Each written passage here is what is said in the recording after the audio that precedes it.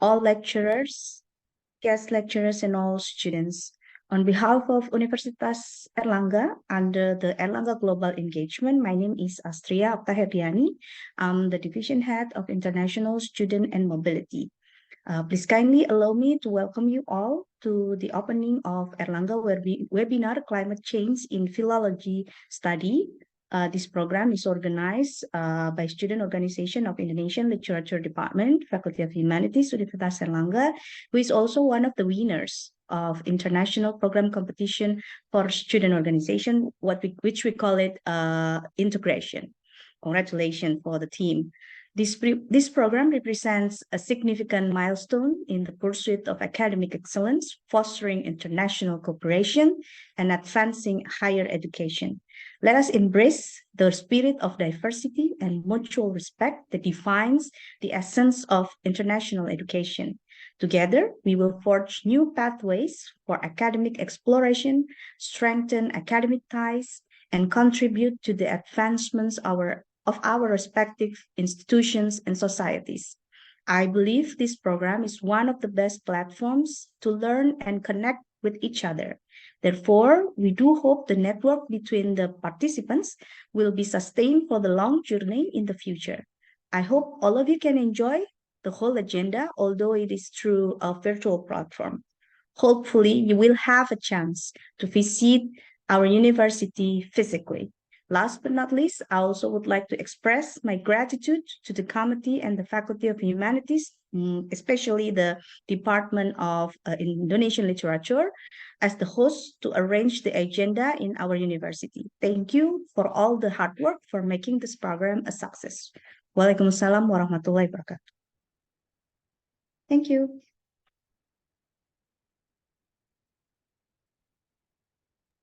Thank you for the remarks from the Airlangga Global Engagement. And for the next activity,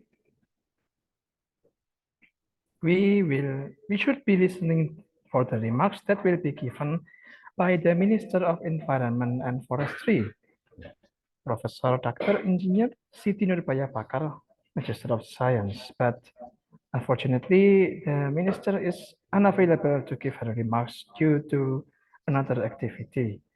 We, from the committee team, sincerely apologize for this inconvenience.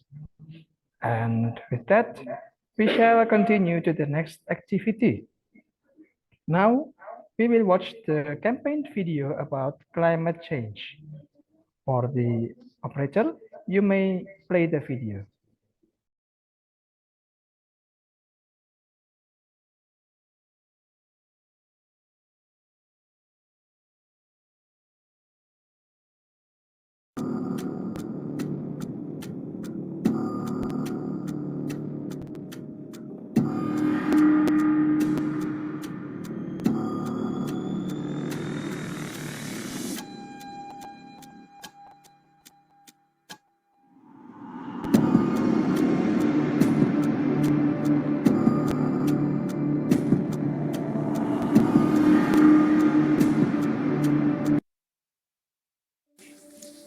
This last century, the world has been hit by the issue of global warming, which has resulted in climate change in all parts of the world. One very influential sector is the agricultural sector, which depends on climatic conditions.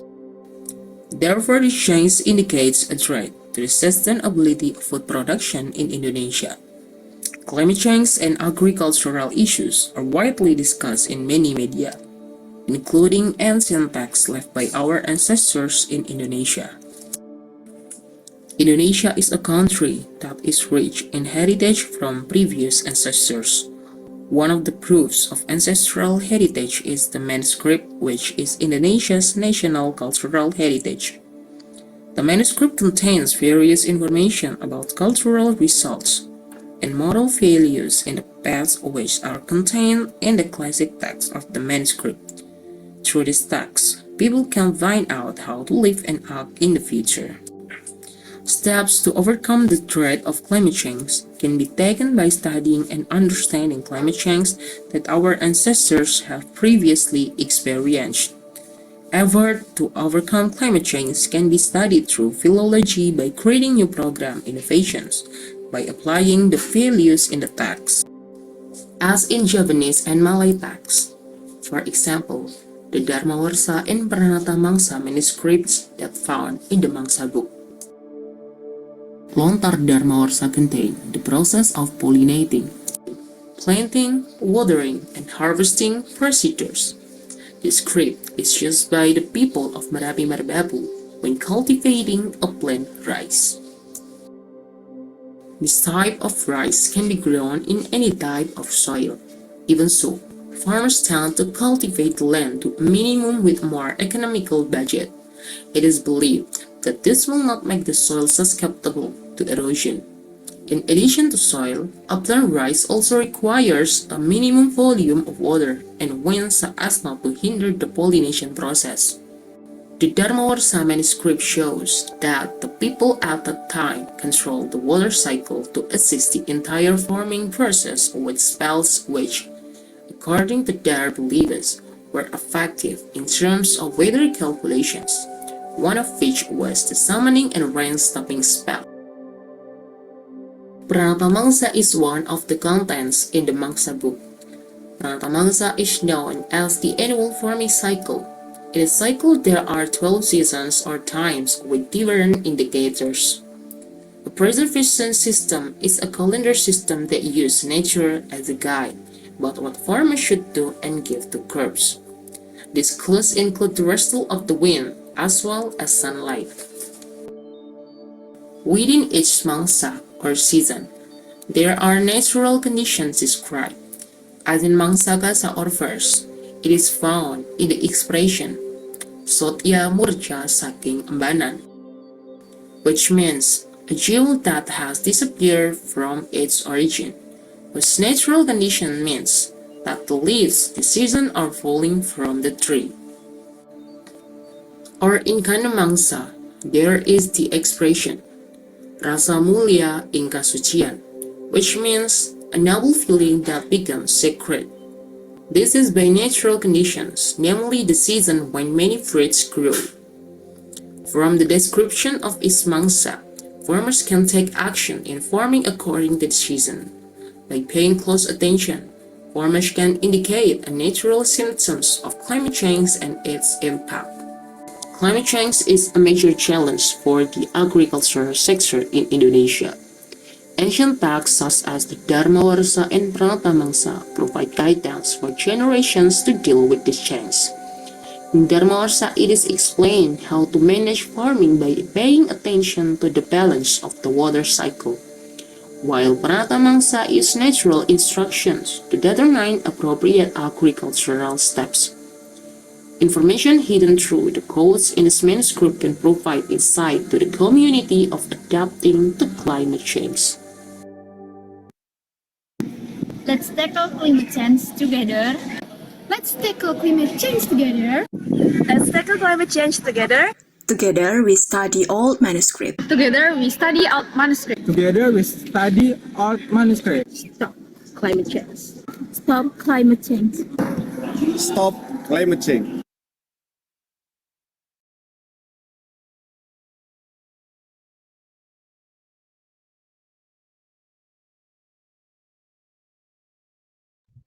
That is the campaigning video for today's activity.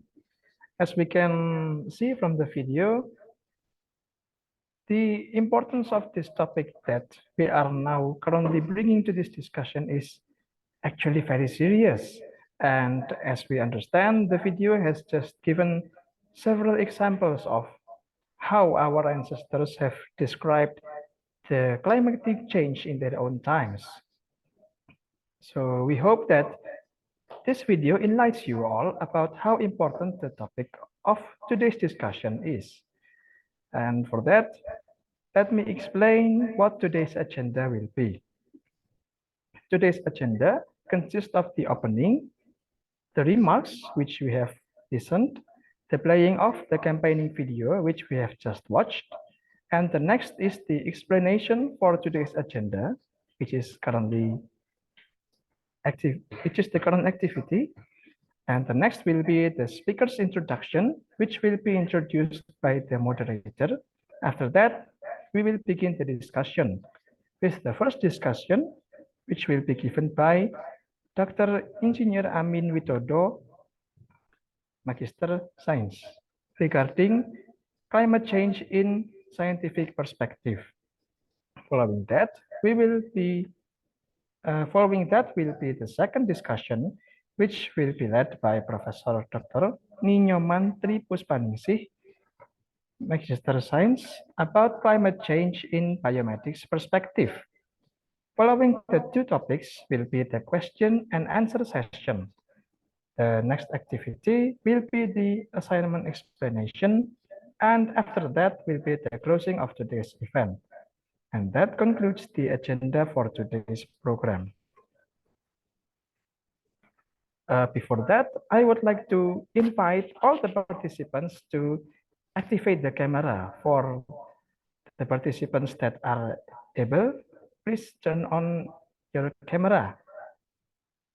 I want to see the faces of people around the world that has joined in this meeting. Please, I invite all the participants to activate the camera if possible. Thank you. I'm currently seeing several faces. Okay.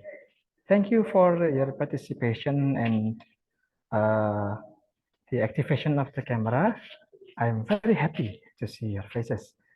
And without further delay, I will now hand over the activity to our moderator. Today's discussion will be led by our moderator, Karen Diva Pratiwi. For Karen, you may start the discussion. Okay, thank you very much, Edgar, as the Master of Ceremony. Good afternoon, everyone. Let me introduce myself. My name is Sastra Diva Pratiwi, but you can call me Karen, and I'm the Ambassador of Faculty of Humanities, Universitas Airlangga. And I'll be your moderator for today. First of all, let me welcome all of these participants, and thank you very much for joining our seminar for today. And let's go into the material, but first of all, let me introduce you our speakers for today. First of all, there's Dr. Engineer Amin Widodo, Magister of Science. He got his doctoral degree from Gajah Mada University in 2011, and now his current position is the head of Environmental and Engineering Geophysics Laboratory in Geophysical Engineering Department in Institute of 10 November, Surabaya. And Dr. Amin Widodo will present the climate change in scientific perspective. And I already see Dr. Amin Widodo. Good afternoon, Mr. Amin Widodo. How are you today? Wait a minute. Okay. Good afternoon. The time is yours. Okay. Assalamualaikum warahmatullahi wabarakatuh. Good afternoon, everybody. First, I say thank you for this invitation this afternoon. But after I read the Thor. I think I have a different presentation. I'm sorry about this. It's too long for me. That's so today I want to give a presentation about the ancient engineering action to stop the climate change, something like that. It's different with the proposal. I'm sorry. Okay, I try to continue to my presentation. May I share my screen?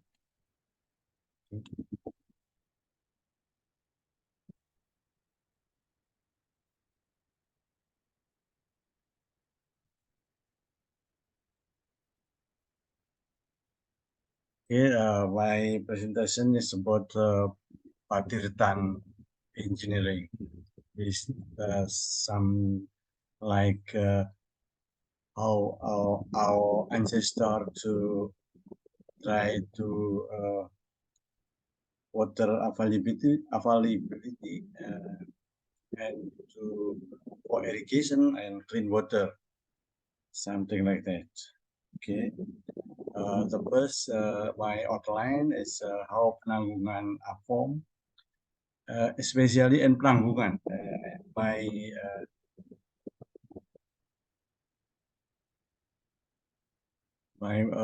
research. The second is geological research, mountain with thousand temple, and Patirtan engineering. Okay, how penanggungan AFOM.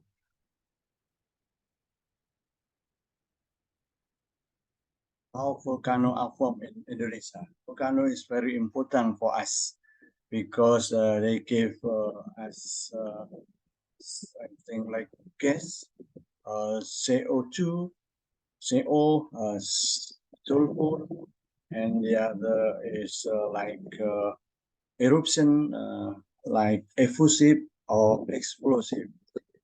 This is important for our climate. If our atmosphere decrease the CO2, so the volcano explode and give CO2 for the atmosphere to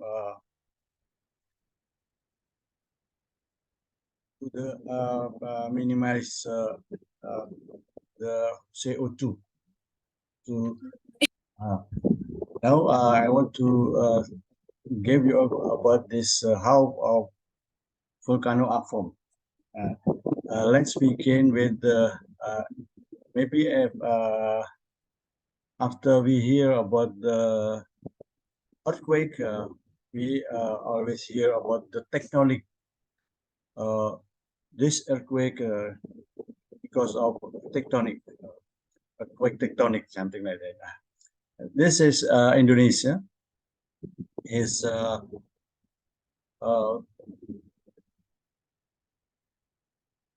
Indonesian Australian plate move to North Eurasian to North Eurasian plate move to the south. This make something like subtraction, like this.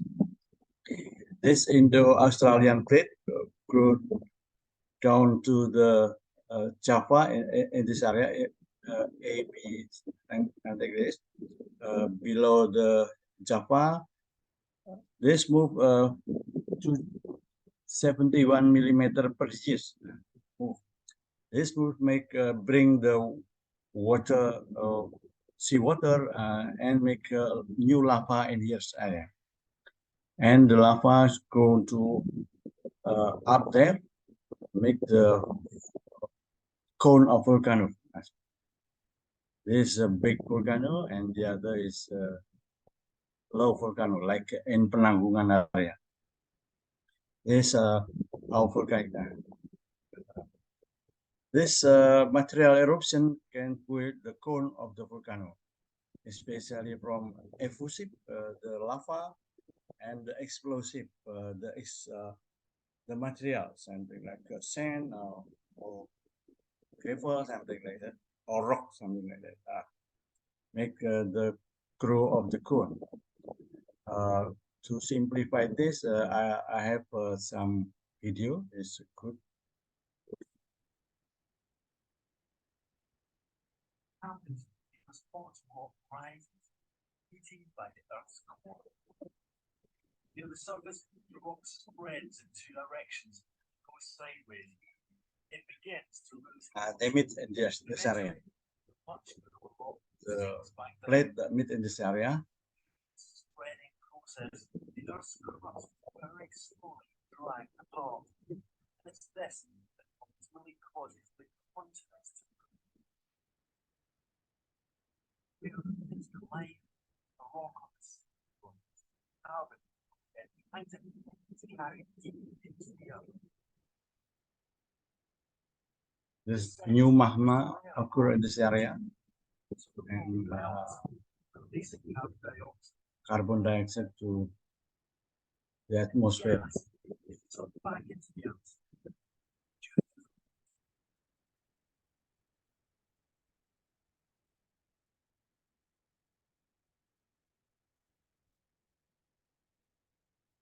Okay. This is cycles of carbon dioxide. So this is the volcano occur. We can see this first is explosion, and they put the coal, and the other is effusive, something like that. They grow and make a high volcano like Semeru, have a height 3,600 meters. Sometimes this lava can fall and make we call especially in Yogyakarta we call it as wedus gembel. In Semeru we call awan panas guguran. So because of the subduction zone in Indonesia, so we have many volcanoes in Indonesia. These volcanoes make balance of CO2 in Indonesia. There's more than 100 volcanoes, active volcanoes. So we close this area, especially in Penanggungan. This Penanggungan area. This unique mountain is a volcanic mountain, but the upper part is white area. The vegetation not good enough to grow in this area. This Gunung Penanggungan. How they have many cone in this side near the summit of the Penanggungan. This happened like this. The magma the first is in the central area, and then they grow in the side of the slope of the Penanggungan. They make kerucut samping, something like cone. We call what a parasitic cone. This in Gunung Penanggungan we have more than eight parasitic cones. Penanggungan is 1,653 meters. This the other Gajah Mungkut, Kemucuk, Sarah Kelopo, and Pekel. This is the summit of the volcanoes. There no vegetation around this. But it's good because the water, part of the water, go to this to make a groundwater. So we go to geology results about this volcanic. Especially this area is from ancient volcanoes, something like that. We call about the Penanggungan deposit, something like that. This is Penanggungan area. This new one. This is Arjuna Lirang. This is Penanggungan.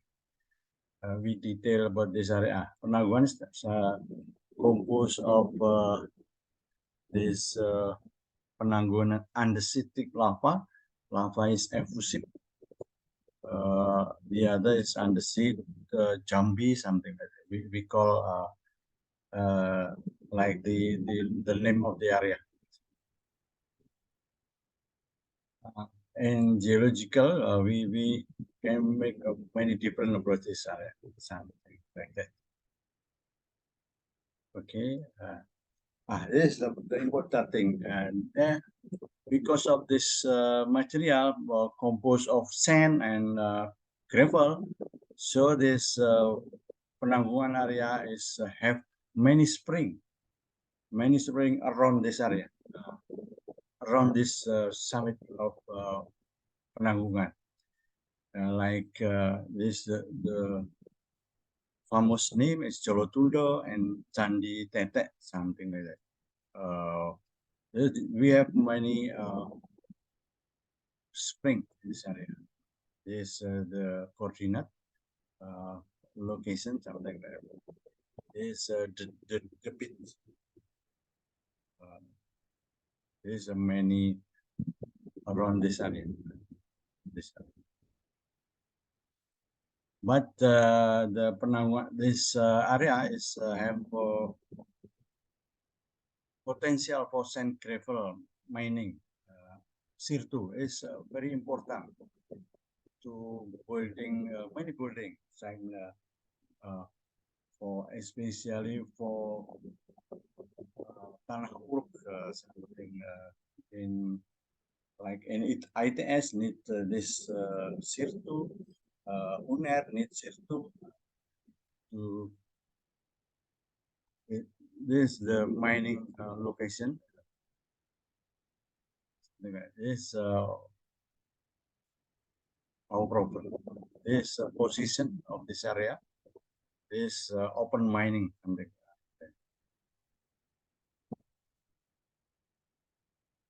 This we have a problem in this area. We have because of this mining. If this in Mojokerto, especially in Mojokerto, they have they mining the sand. They need this brick. Like they don't report this and bring together with the sand. It's it's dangerous.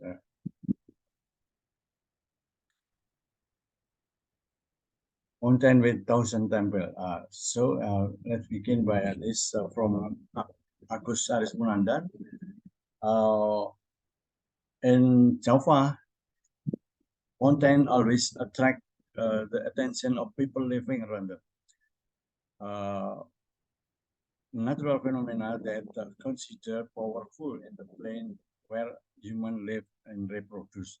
It is important the mountain for Japanese.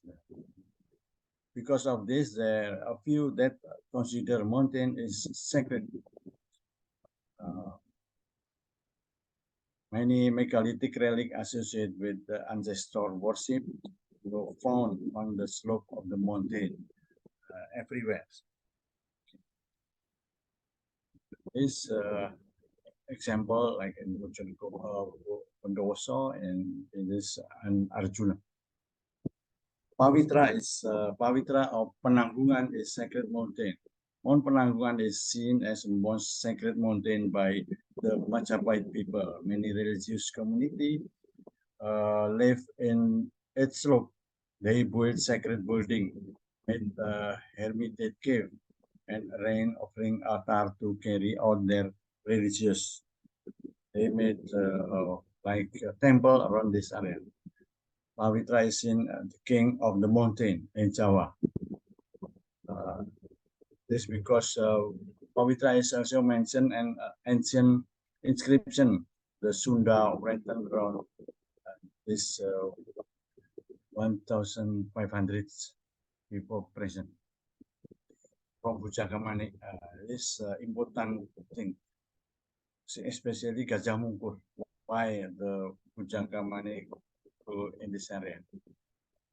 The name Pavitra also appear in Kakawin Negara Kertagama.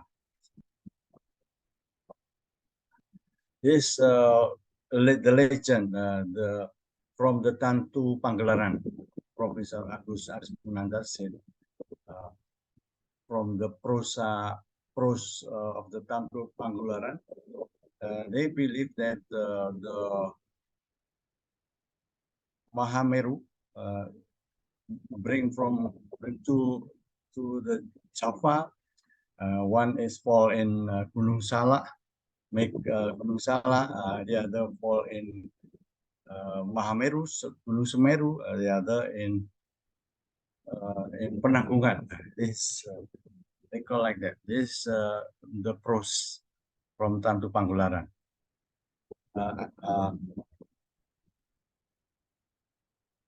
Mythology of the Dewa, the gods, the creation of the first human, the emergence of mountain and the island of the Java.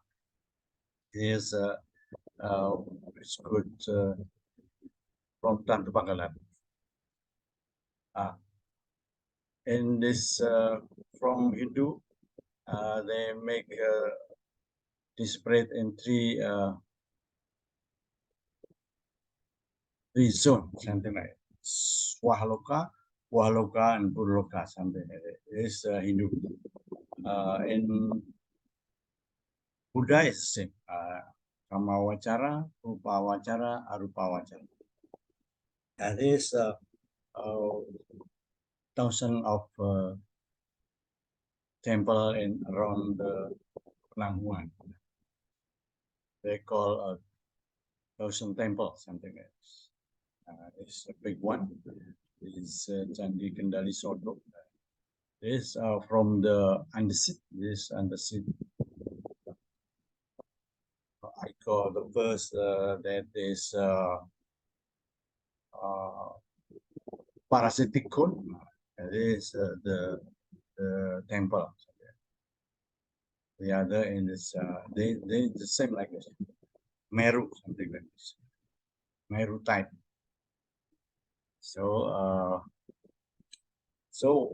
the Pavitra is very important for, especially in Majapahit. They make this Pavitra like a center of the communities around this area. Tapi perpus nasional yang bagus di Monas, Sir. This they believe that the west direction is for meditation is good for meditation. This is why Majapahit located around this area.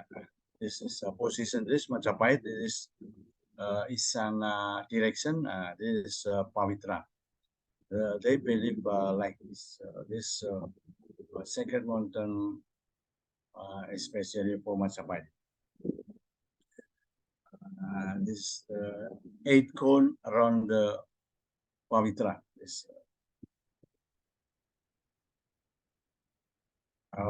they display like Semuda, Sarakropo, Penanggungan. This is the name of the temple.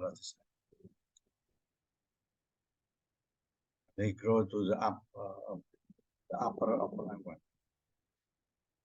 On Penanggungan is absolute point like Mahameru, mata air from spring activities, especially for religious in this area. This is important for Majapahit. These two important is Patirtan, Jolotunda, dan Belahan. In the book and Agus Saris Munandar said that this Penanggungan have many names. Imogiri, Jambangan, Ruwata, dan Nuraja. Gunung Majapahit, like that. Pavitra, like in Tantu Panggularan. Patirtan engineering. So our ancestor, especially Busenda, maybe Busenda is a geologist, something like that. We know that this area is very important because this area have many springs around this area, a big spring. So they try to very important role in supplying river water around the mountain. This forest also has important role to ecosystem, both macro, microorganism. This the dense forest made more than 80% of the seasonal rainwater will absorb into the ground if we have this area. Or not just if compost, sand and gravel without forest, it's okay. Like in Bromo, the same. Water is can impermeable in this area, absorb this area to make the groundwater. So this the important thing is Candi Sumber Tete, Candi Belahan, and Candi Colotundo. We have this two area is how Pusenda to like we call Patirtan engineering. This Junggrang, the Candi Belahan is right in the Junggrang inscription. This Pusendo made this with the village around this area, made this Candi Sumber Tete something. They tried to engineering the make a Patirtan in the especially in Candi Belahan.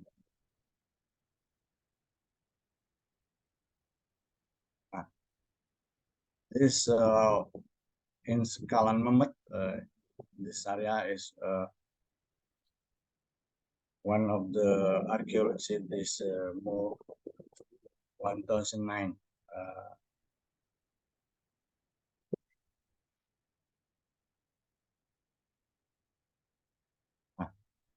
But the east part area,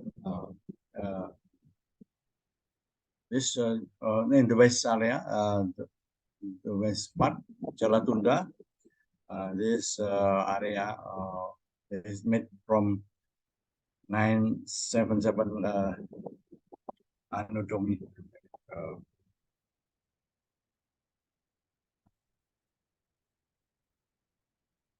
This Patirtan Seroliman, like this.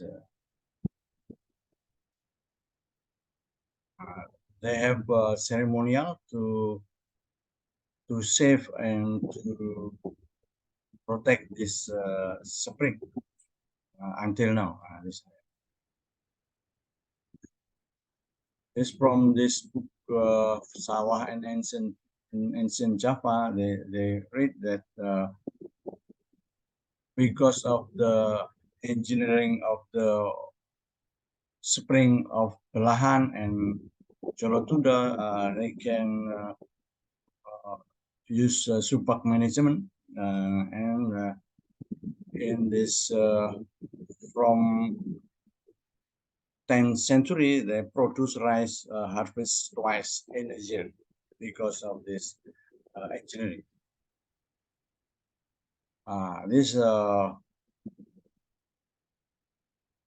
problem because our governor made this area, but we have a problem with especially mining activities. So this my closing remark. Patirtan Belahan and Patirtan Colotundo was part of ancient engineering, especially 10th century, to maintain water availability, especially for clean water and irrigation water. This is especially for if CO2 mining must be delimited. If we don't delimit it, this can make a danger penanggulangan cultural heritage. Okay, this my presentation. Assalamualaikum warahmatullahi wabarakatuh. Yes, our reference. Okay, Waalaikumsalam warahmatullahi wabarakatuh. Thank you very much, Mr. Amin Widodo, for the amazing presentation. And from Mr. Amin Widodo presentation, we know how Penanggungan Mountain, or we known as Pawitra, are formed, and there are also so many temples and historical sites around the Penanggungan Mountain. Thank you very much, Mr. Amin Widodo, for the amazing insights to all of us. And now, the other participants, we're going to enter the Q&A session. So for the participants, if you have any questions, you can just raise your hand, or you can type it on the comment section for Mr. Amin Widodo.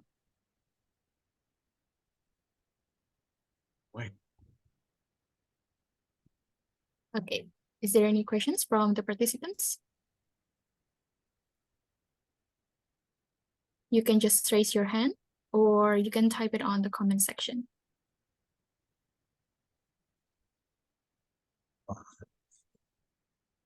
Okay, I already saw there's one question from Miss Lydia Kevin. Hello, Miss Lydia.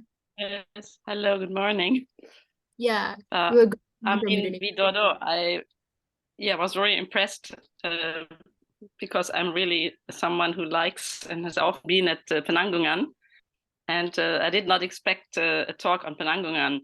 I really very much appreciate, and the water in Jolatundo, a friend, Suryo Prawiro Wardoyo, who once was the former of PPLH, and the PPLH Lingkungan Hidup. It is 1 kilometer below of Jolatundo, and he's already almarhum, and he always said the water of Jolatundo is always mengalir, tidak pernah berhenti, walaupun musim kemarau, walaupun musim hujan. And I know that was really something, a vision of him, that this has to be kept. And that's what you also expressed now.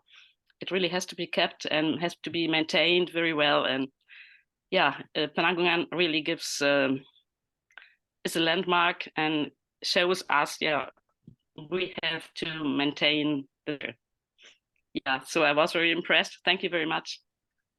I'm sitting in Germany at the moment. Oh, thank you. Yeah. Okay, thank you very much, Miss Lydia, for giving us your opinion, and your regards, to all of us. Okay, thank you very much, Miss Lydia. Is there any questions from the other participants? Because we are opening a question and answer session right now. Is there any more questions from the participants, or you can just type it on the comment section, or you can just raise your hand? Maybe I want to give. I'm geologist. I'm not archaeologist. I'm geologist. I try to connect the archaeologist cultural with geologist condition. Something like that. This is why I presented the Penanggungan is very important. Yeah, thank you very much, Mr. Amin Widodo, for confirming.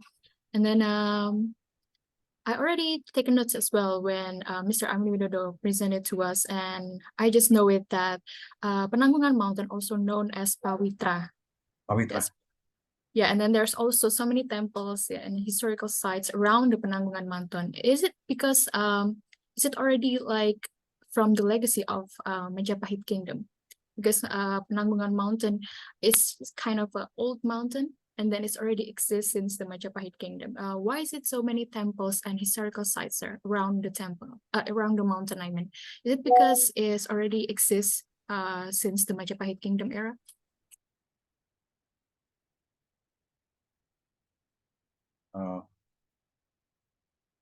Okay.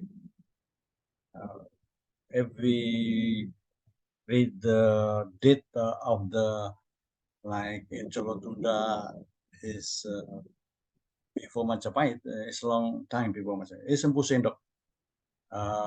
Maybe sometime call this ancient Mataram, something like this.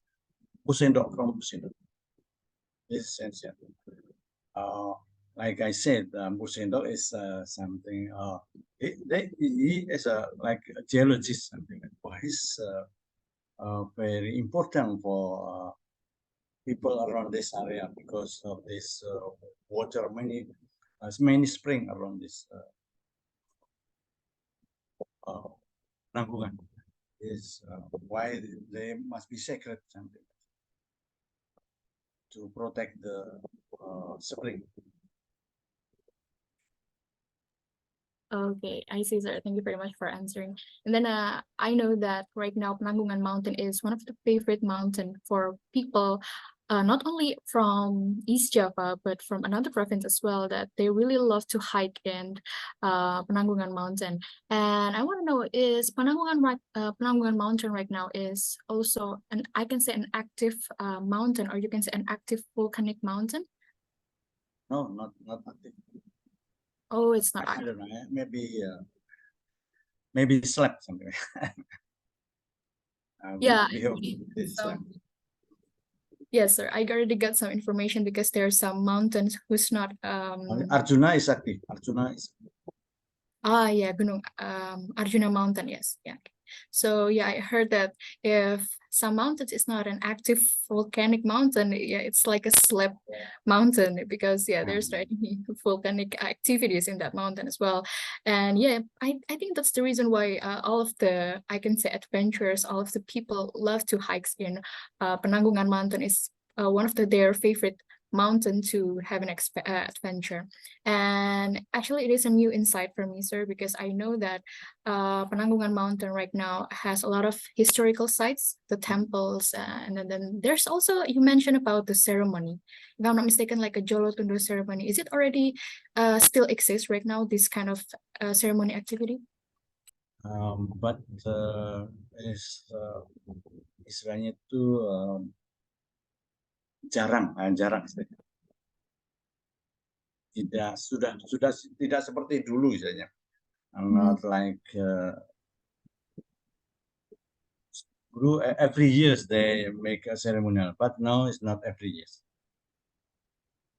Yeah, I see, sir.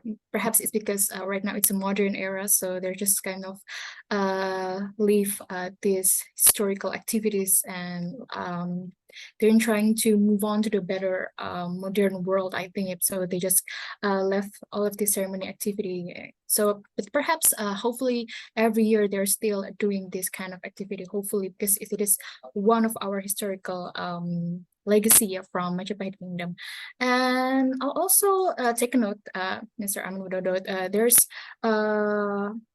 you already mentioned in your presentation that Penanggungan Mountain, also known as Pawitra, is also mentioned in the inscription of Sunda Island, if I'm not mistaken. So is it exists from Majapahit Kingdom era? Not Sunda Island. Pujanggamane is write this about the Pawitra. Pujanggamane came from Sunda.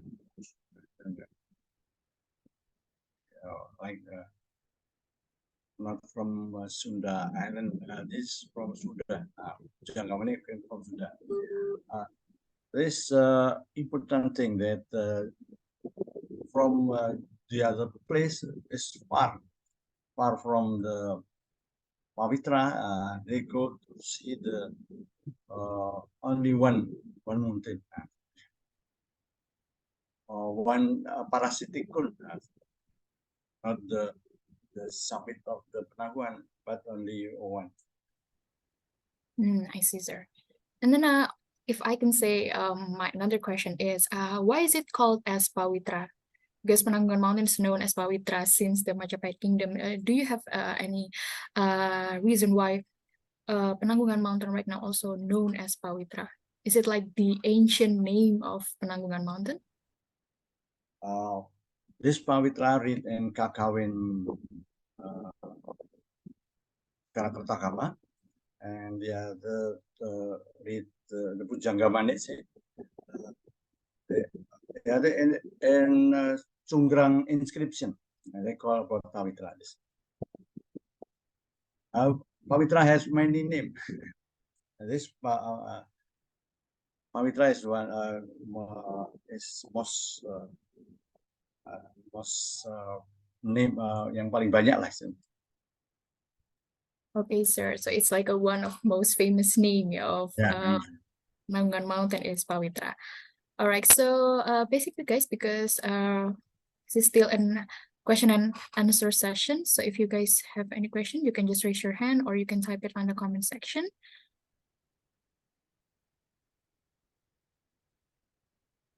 Yeah, thank you very much as well, Miss Lydia Kevin, for giving us your regards and your appreciation. Thank you very much. Okay, is there any questions from the participants? Okay, if there's no any questions from the participant, I think that's all for Mr. Amin Widodo presentation. Once again, Mr. Amin Widodo, thank you very much for your new insights and for your amazing presentations for today, especially for me myself, because this is the first time for me to know there's a history behind the Penanggungan Mountain. I mean, not only how it is formed, but there's also, like, I can say the culture and then the history behind the Penanggungan Mountain history, I can say. So there are so many traditional activities around the mountain. There are so many temples. I think it is also, it can be our recommendation as well, guys. So if we want to hike in a mountain or we want to visit another tourism places, we can go to these temples in Penanggungan Mountain.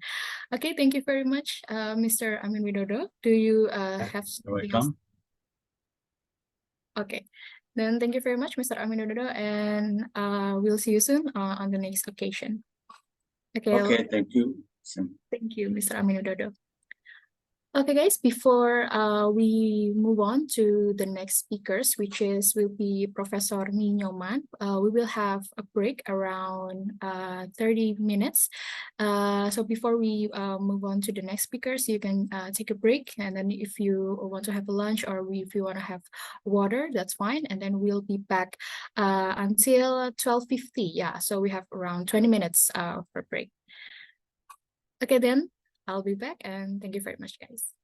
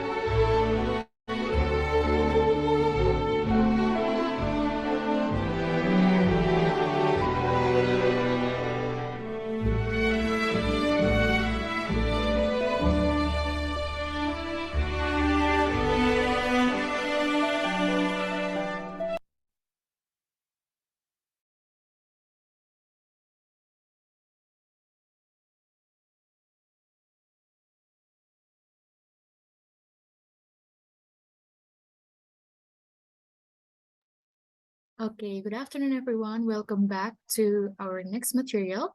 And first of all, before we start, let me see. I want to see all of the participants to turn on their cameras. Let me see all of your faces. So we can make sure that all of the participants still are following this seminar, okay? Okay, you can turn on your cameras for all of the participants.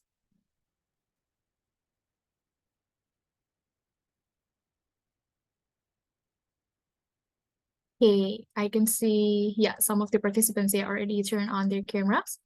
Okay, before we move on, let me see. Okay. Yeah, you can activate your camera if possible.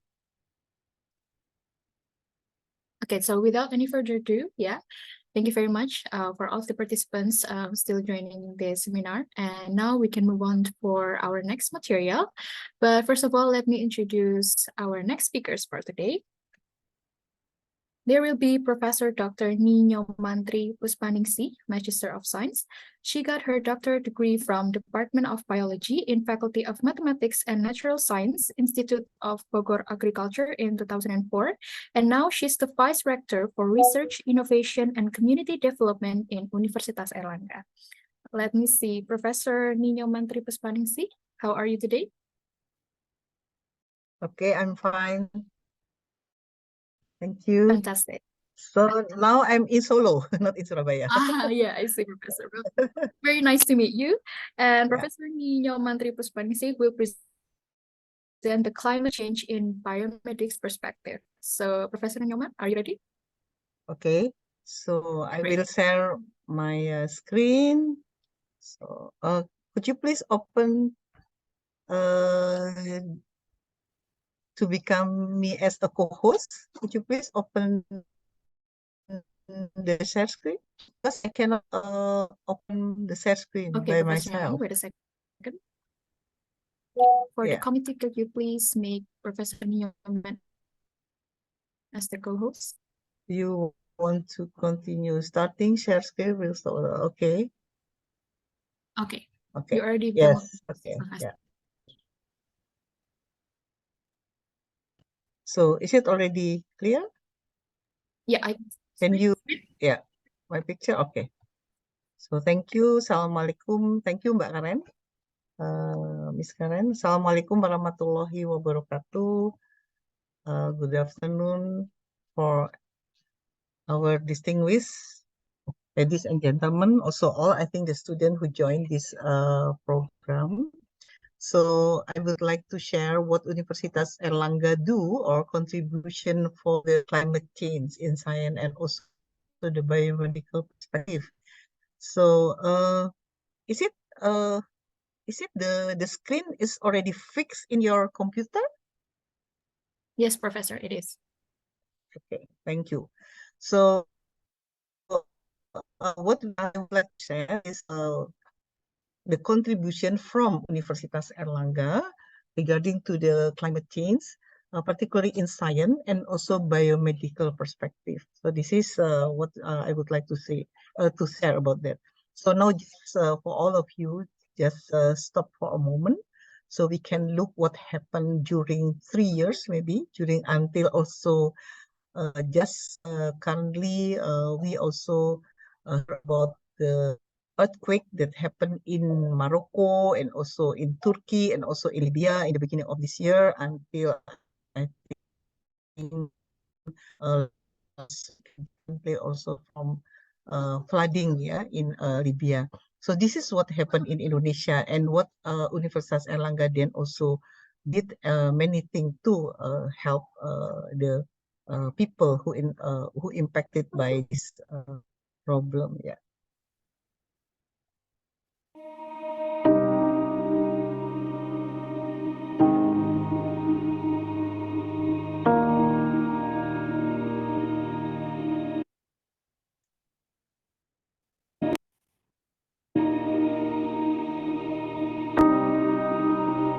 I think all of us still remember what happened last 2021, and then after that, and what Universitas Airlangga do. We have floating hospital that can reach the area of the disaster and also help the people, not only by supporting the health treatment, but also we support our society who impact with this kind of the natural disaster by also like water sanitation and then also mental health and education and many others.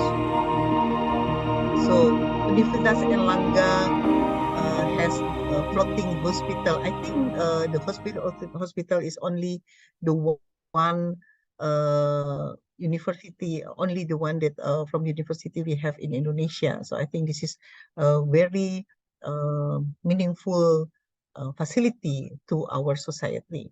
So we can see just currently we have Turkey and also Syria earthquake in February 6, 2023, and also just recently in this month, September 9 and also the September 13, if I'm not mistaken, that we have Morocco earthquake in also our family in the other country, and also flooding in Libya. So many get many kind of the natural disaster in, I think, in one period, maybe 10 or 15 years, and also not finished yet, but we just also getting better from COVID-19, right? Because of the vaccine 19. So this is also Universitas Airlangga contribute for producing the vaccine of COVID-19. So I would like to share this matter to all of you. So why? So now we can see here what the meaning of the climate change. Yeah. So the climate change, all of us already know this one is the impact of what I think human doing, yeah, for what we need for every day, or any food or any kind of the environment, the energy, or many for our life. But maybe can be we forget any that very important about how to maintain our environment. So we can see in the left slide, you can see in 1933, very empty, very silent for the mobility of people from one country to others. And then you can see in the below, in blue color, in 2020 or 2020 is really very, very crowded. So the different since the difference between 1933 and 2020, you can see that people, we don't have any border country to country. So many people can also go in and out from one country to other country.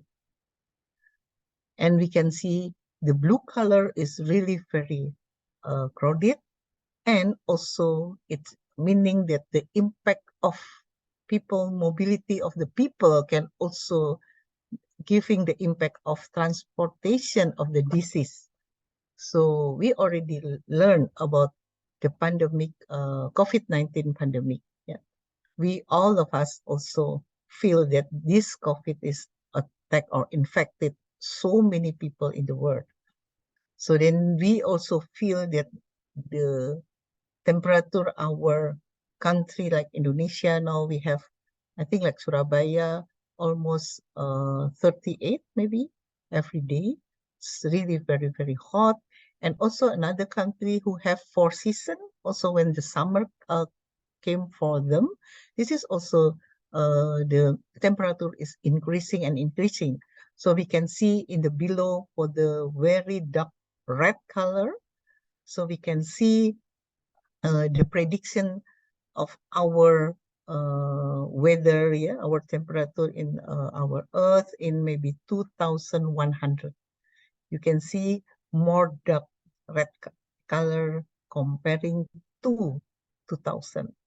So this means that the climate impacts or climate change and global warming or mobility of the people, and you can see that here the important thing that becoming now needs very serious attention is the like we call it, I call it biological surveillance. So the biological surveillance, because we know that climate change also give the impact of the infectious disease. So we already know, and we already also infected by the COVID-19, right? So then we can see here that climate impact is not only for our environment, but also changes our human health. Yeah, the temperature, the water, the weather, the flood, and many changes in our land. So this effect, of course, giving the very serious also the effect and also the impact. So the one for the biomedical perspective and science that I will also share this for my session. So the important thing is biosurveillance. Biosurveillance is need like the molecular detection and also metagenomic sequencing. So like COVID-19 that we do in our Universitas Airlangga, in the beginning of the COVID-19 pandemic, only two institutions that already becoming the national references for the laboratory to detect the COVID-19 virus. The one is the Ekman institution in Jakarta, and the second one is Universitas Airlangga. So we also have not only the institution for infection disease, but we have also hospital, specifically infection hospital. So in the beginning, we can separate the people who infected by COVID-19. So this virus will be stay or maintaining or taking or giving the healthcare for them in the special of the infection disease hospital. So not mixed together with the general hospital. So I think this is very important also. So in the beginning also we can analyzing the variant of COVID-19 virus, and then we can start it to producing or starting the research on COVID-19 vaccine. So I think this is also the important thing that Universitas Airlangga can give the contribution for during the COVID-19 pandemic. So the important thing that it's not only for the biomedical or science perspective, but also in the humanity and social approaching. We cannot do by ourselves. So we can learn from that we now also looking for other countries in the global area or countries. So we know that this kind of the SDGs, we already know that the mentioning mandate by the United Nations for all countries in the world. So also Indonesia, we call it Tujuan Pembangunan Berkelanjutan. This is started since 2015, and we hope that we will achieve the global environmental health maybe in 2030. We hope that we realize that this kind of the climate change SDGs is very important thing. So we can see here that the human or the good health and well-being is also very close related to the climate action. So this is on the goal number 13 for the climate action, and the relationship with the good health and well-being is the SDGs number 3. So number 3 and number 13 is very close to interact each other. So then from this kind of the last experience that we do, like the COVID pandemic and any other emerging or re-emerging infection disease, so that's mean that the climate change can also giving the really serious impact to our health. So the meaning of health is not only for human, the meaning of health also for all our biotic material. So we have in our earth is the biotic and abiotic atau abiotic material. It's mean we have like human, plant, animal, microorganism, virus. This is the biotic material, for the life. But our air, our water, our land. This is more in like abiotic material. So from the two SDGs, the goals of the SDGs, so we can make more comprehensive that health, food, and environmental security is really, they are very important thing. So this is make us more serious attention for achieving the global environmental health. So the health is meet not only human, but also the plant, the animal, and also the microorganism. Also, we will reducing or maybe zeroing of the virus or something like that. Because you can see here, the emerging and re-emerging of infection disease that impacted by virus. You can see the red one is the emerging. We have COVID-19 is a novelty of the virus from the SARS in 2000.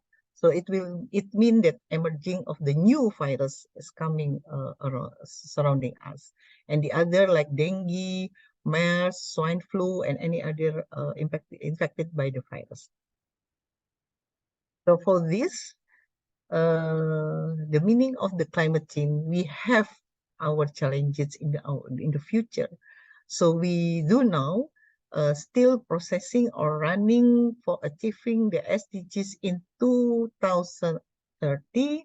In Indonesia, we have also so many the priority program to achieve the SDGs, like in the health. We would like to eliminate like stunting, malaria, tuberculosis. Tuberculosis also serious problem due to the climate change. Then the microorganism becoming mutated to be new variant of the bacterium of tuberculosis who impact the TB or TBC, tuberculosis, di Indonesia. This is actually before is a tropical disease, yeah. Jadi only in tropical country, but now TB is not only in Indonesia or tropical country, but also already expand to four-season country like Europe, Japan, Korea, any other Asia, and also European countries, maybe also in Australia and any other country. So it's mean that this microorganism can adapt with the different weather in a global area or in the world. So this is the important thing in the meaning of health, the perspective of biomedical. Yeah, so science will be also supporting this one. So for achieving this kind of the SDGs, we have 17 goals. Yeah, 17 goals.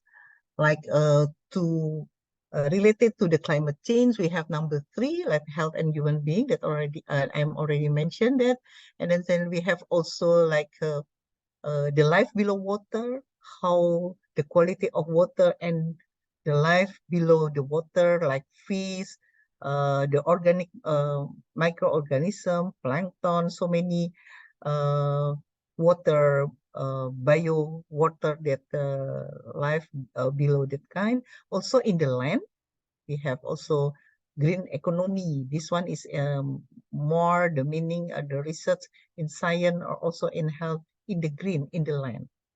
So in the water or below water, we call it blue economy. And also for the health, and of course, we are now entering the industrial revolution of 4.0 and 5.0. So digital economy also important, tourism, conservation, and the food security. So from this SDGs until 2030, we will entering 2045 to the other scheme of megatrend.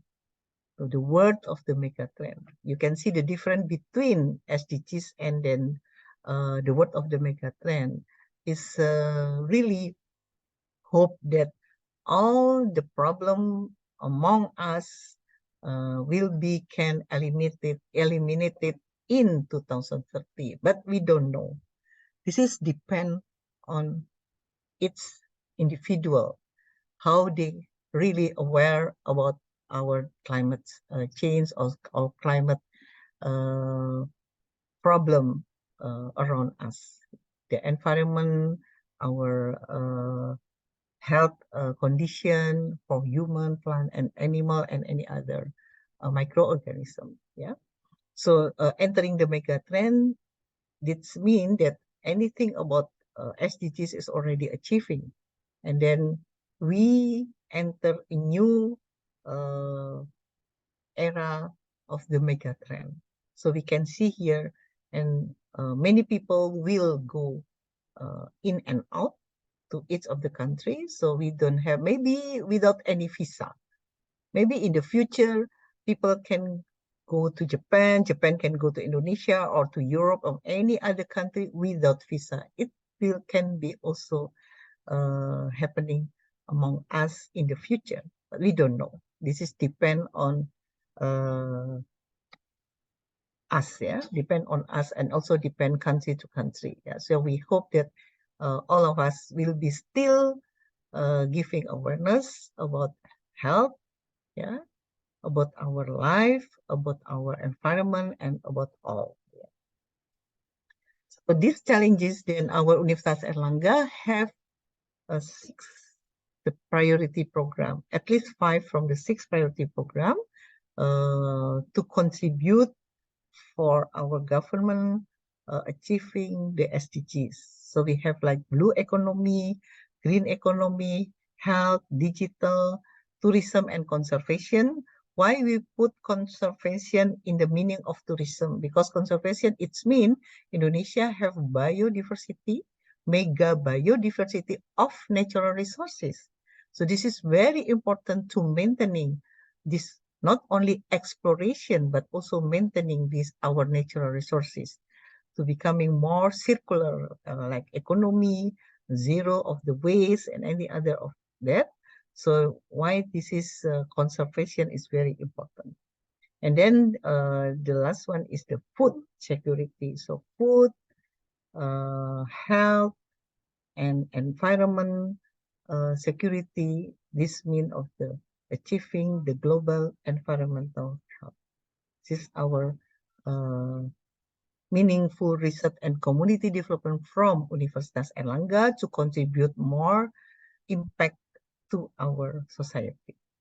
So the innovation of both of the priority program, you can see here from the blue, from the digital, from the green, for also the health, we have several kind of the product, the bio product that give more useful material to the society for health, also for the environment.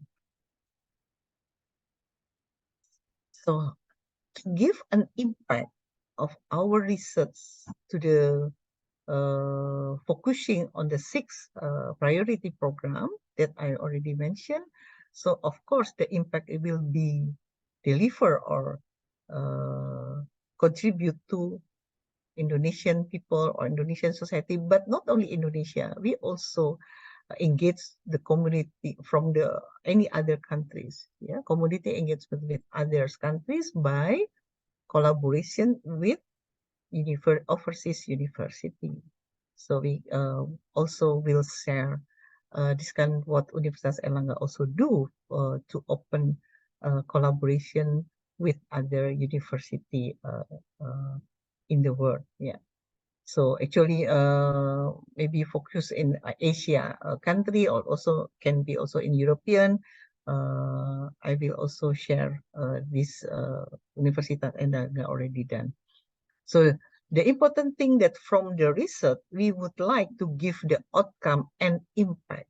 So the outcome and impact, of course, with the community. And what community it's mean, the engagement is not only like government, ourselves, student or lecturer, maybe Universitas Airlangga Academia, but we also with the communities, with the our stakeholder, with other university, and also the professional association and consortium, and also with the industries. So we do this engagement program for giving the outcome and impact by multidisciplinary approach. by education, health, and also environment approaching and community empowerment, like nurturing for the small, medium enterprises. So how we then do the collaboration scheme? I think all of you already familiar with the triple helix, right? Because triple helix is from academia, the collaboration among academia, industry, and the government. But Universitas Airlangga then improve the scheme of collaboration. It's not only by triple helix, but also the hexahelix. Until I think in the future, we can also develop multiple helix. Yeah, not only hexahelix, because will be so many our community can join and can also engage with us. Yeah, so this means it's not only hexa. So, but we started from the hexahelix. We already success using this kind of the helix collaboration scheme. But in the future, I think multi-helix will be more advanced. Yeah. So then how Universitas Airlangga will do this kind of the collaboration? So Universitas Airlangga have a collaboration institution, or we call it unit kerja, ya, unit kerjasama di Universitas Airlangga. This is collaboration unit institution that can engage with any stakeholder beyond of university. Can be like by university in local, national, and also international. So with this kind of scheme, we have BKMP. BKMP is more managing partner from local and national or domestic partnership. And we have Airlangga Global Engagement, that this even also supporting by Airlangga Global Engagement. This Airlangga Global Engagement is managing all internationalization in Universitas Airlangga. So can be like in education, in research, and also in community development. But mostly for community development, Universitas Airlangga, initiated by our rector, Professor Nasik, established in 2018. Airlangga Global Engagement is this improved from international office and partnership of Universitas Airlangga. So Airlangga Global Engagement is, I think, established in 2017, if I'm not mistaken. A year after that, WACD then launched in 2018. This is more focusing on community development. So what the meaning of the word university association? So it's mean that Universitas Airlangga is not doing the community development by itself, but joining this program by the other university from abroad. So initiated by Universitas Airlangga. So this office, the secretariat in Universitas Airlangga, and we have around 30 members until now. So before 20 university member, but now becoming 30 university member. So we also have SDG Center. So this is more managing the activity that related to achieve SDGs. Yeah, I think SDGs, Sustainable Development Goals, is our daily activity because this is very close with our life. So anything we do is really related to the SDGs.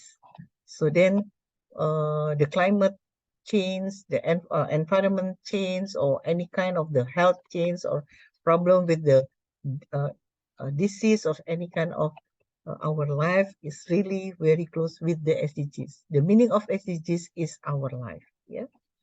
So this is what we have in Universitas Airlangga, and then we hope that the meaningful and for our research and community development impact to the society in local, national, and international can also accelerate achieving the SDGs in 2030. Yeah, but we still have so many homework for doing so many things related to the SDGs. So to improve, to support achieving the SDGs, we do not only thinking or concern in like Surabaya or big city in Indonesia, but we also for the conservation, tourism, health, food, yeah, and also improve or empowering people for digital economy, circular economy, biocircular economy. So we also aware with our village, yeah, because Indonesia is an archipelago country, so we have so many islands. We have also so many villages that people still stay there. We have very huge population in Indonesia, more than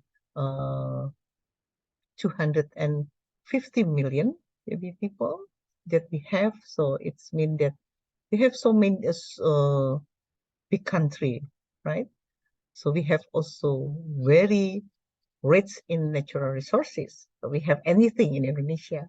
Also, we have also serious problem with the disease. Yeah, I think this is our challenging, how to support our people and giving solving the problem in our society by using multidisciplinary approach in science, also in biomedical.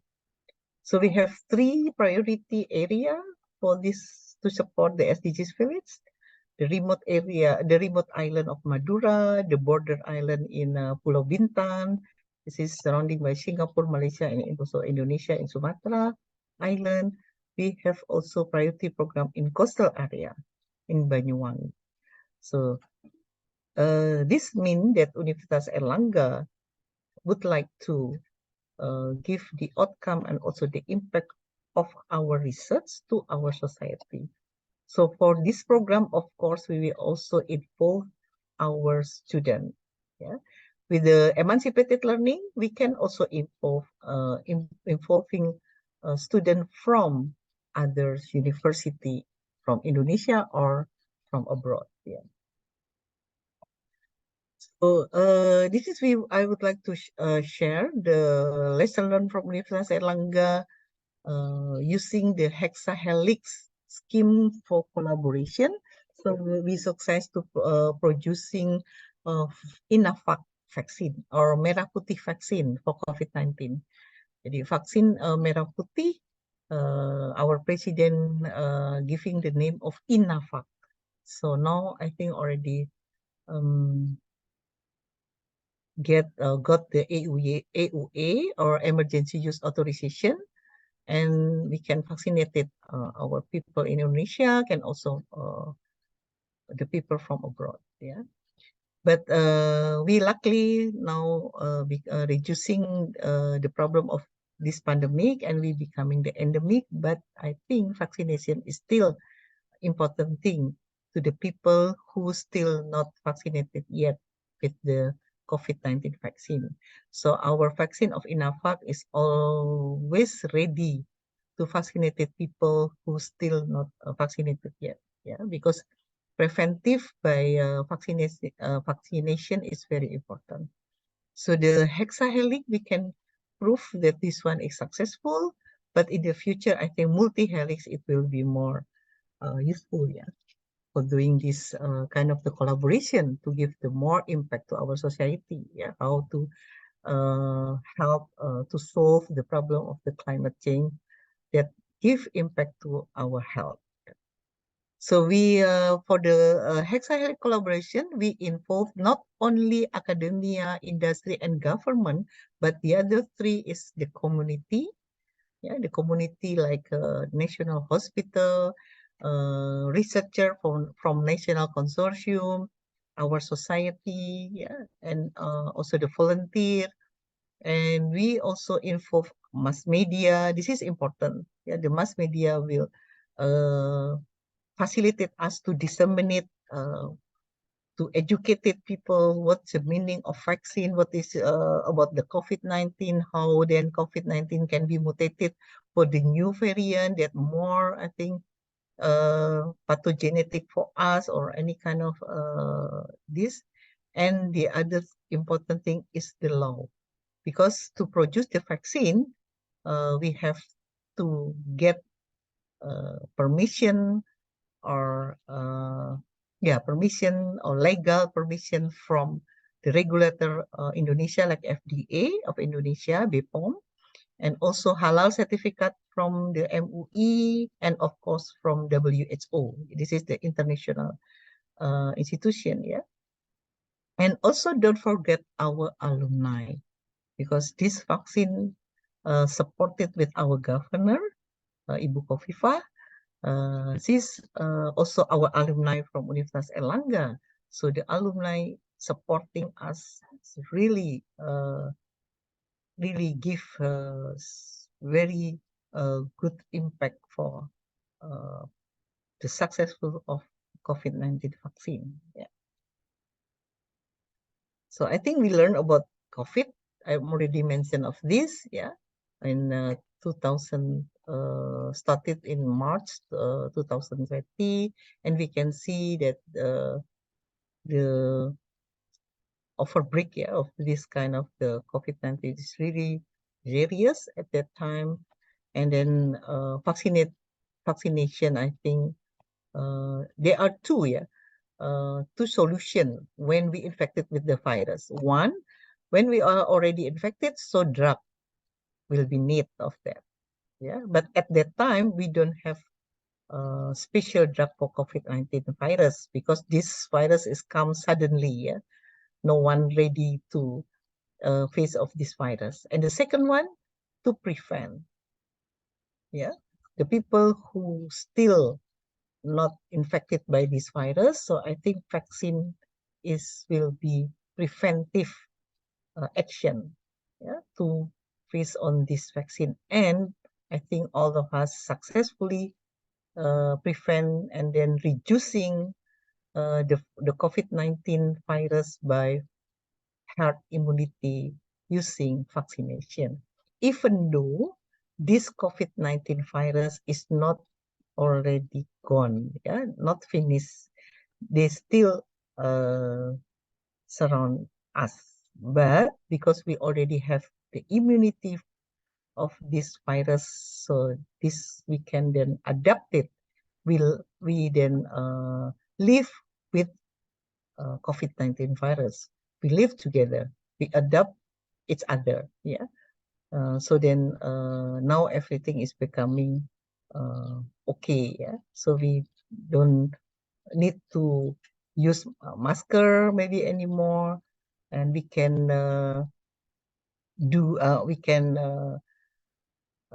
come to the campus, yeah, to follow in the class, follow the lecture and any other activity of student, and also lecturer and administration staff. So all of us can be like before the COVID-19, but we still careful, yeah, because this COVID-19 is not dead, or is not gone already. Yeah, this is still with us. Yeah. This is the experience why vaccinated is important. So this is the experience from other viruses. So why then after that we are thinking about how to do the research to produce vaccine for COVID-19. So why I mentioned that this virus is not gone yet. We can see here from the data of August 2023, we still have also cases of the COVID-19 in total. Yeah, in total since 2020, around 7 million maybe. Yeah, Indonesian people are confirmed infected by this virus.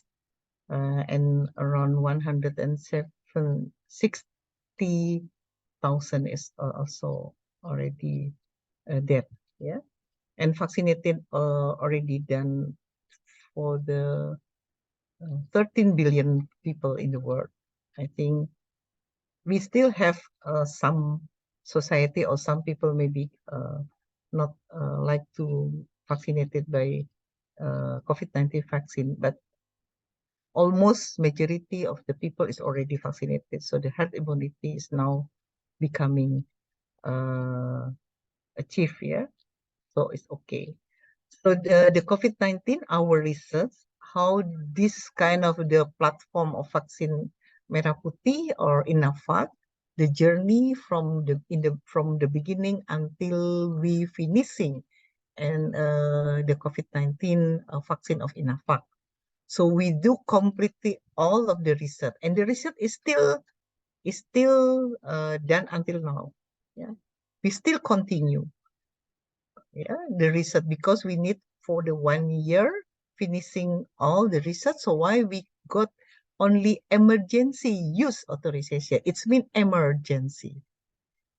But then we would like to achieve to get permanent, yeah, permanent use authorization, not only emergency. So we finishing our research.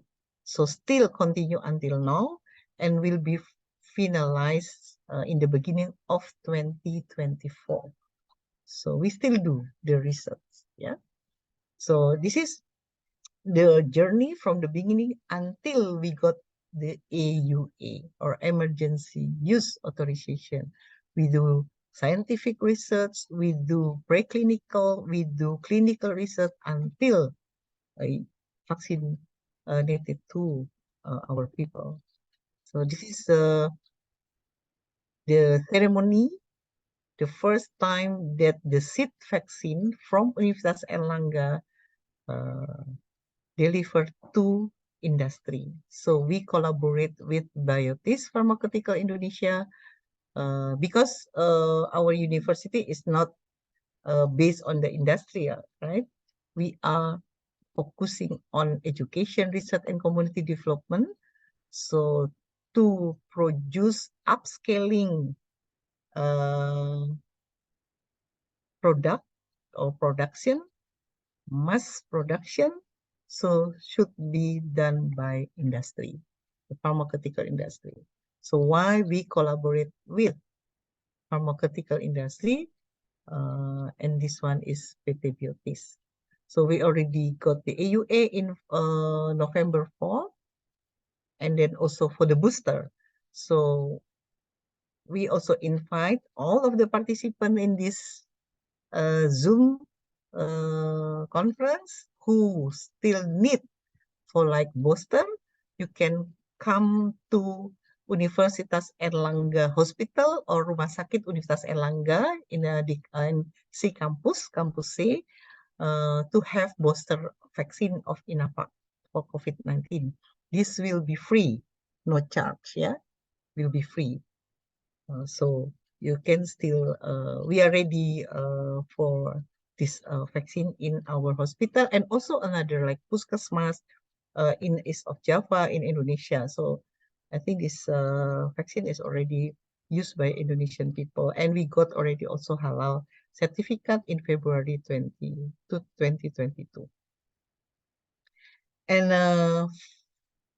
for doing or developing more vaccine, because we Indonesia and also in the global, we don't we not only need COVID-19 vaccine, but we also need another vaccine that we don't have yet in global market, like TB vaccine. We have BCG, but now the bacteria is already becoming new variant, and then I think BCG is also very neat.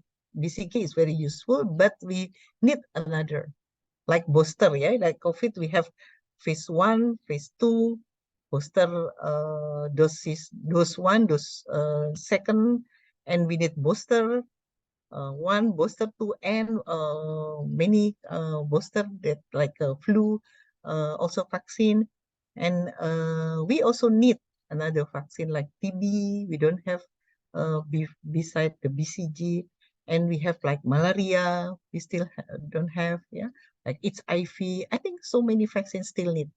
So we cannot do by ourselves. So we also should collaborate with other institutions overseas. So why we also collaborate with COMSTEC. COMSTEC, this is from OIC, Organization of Islamic Cooperation. They have also science and technology institution that namely COMSTEC. So with the COMSTEC, we join together.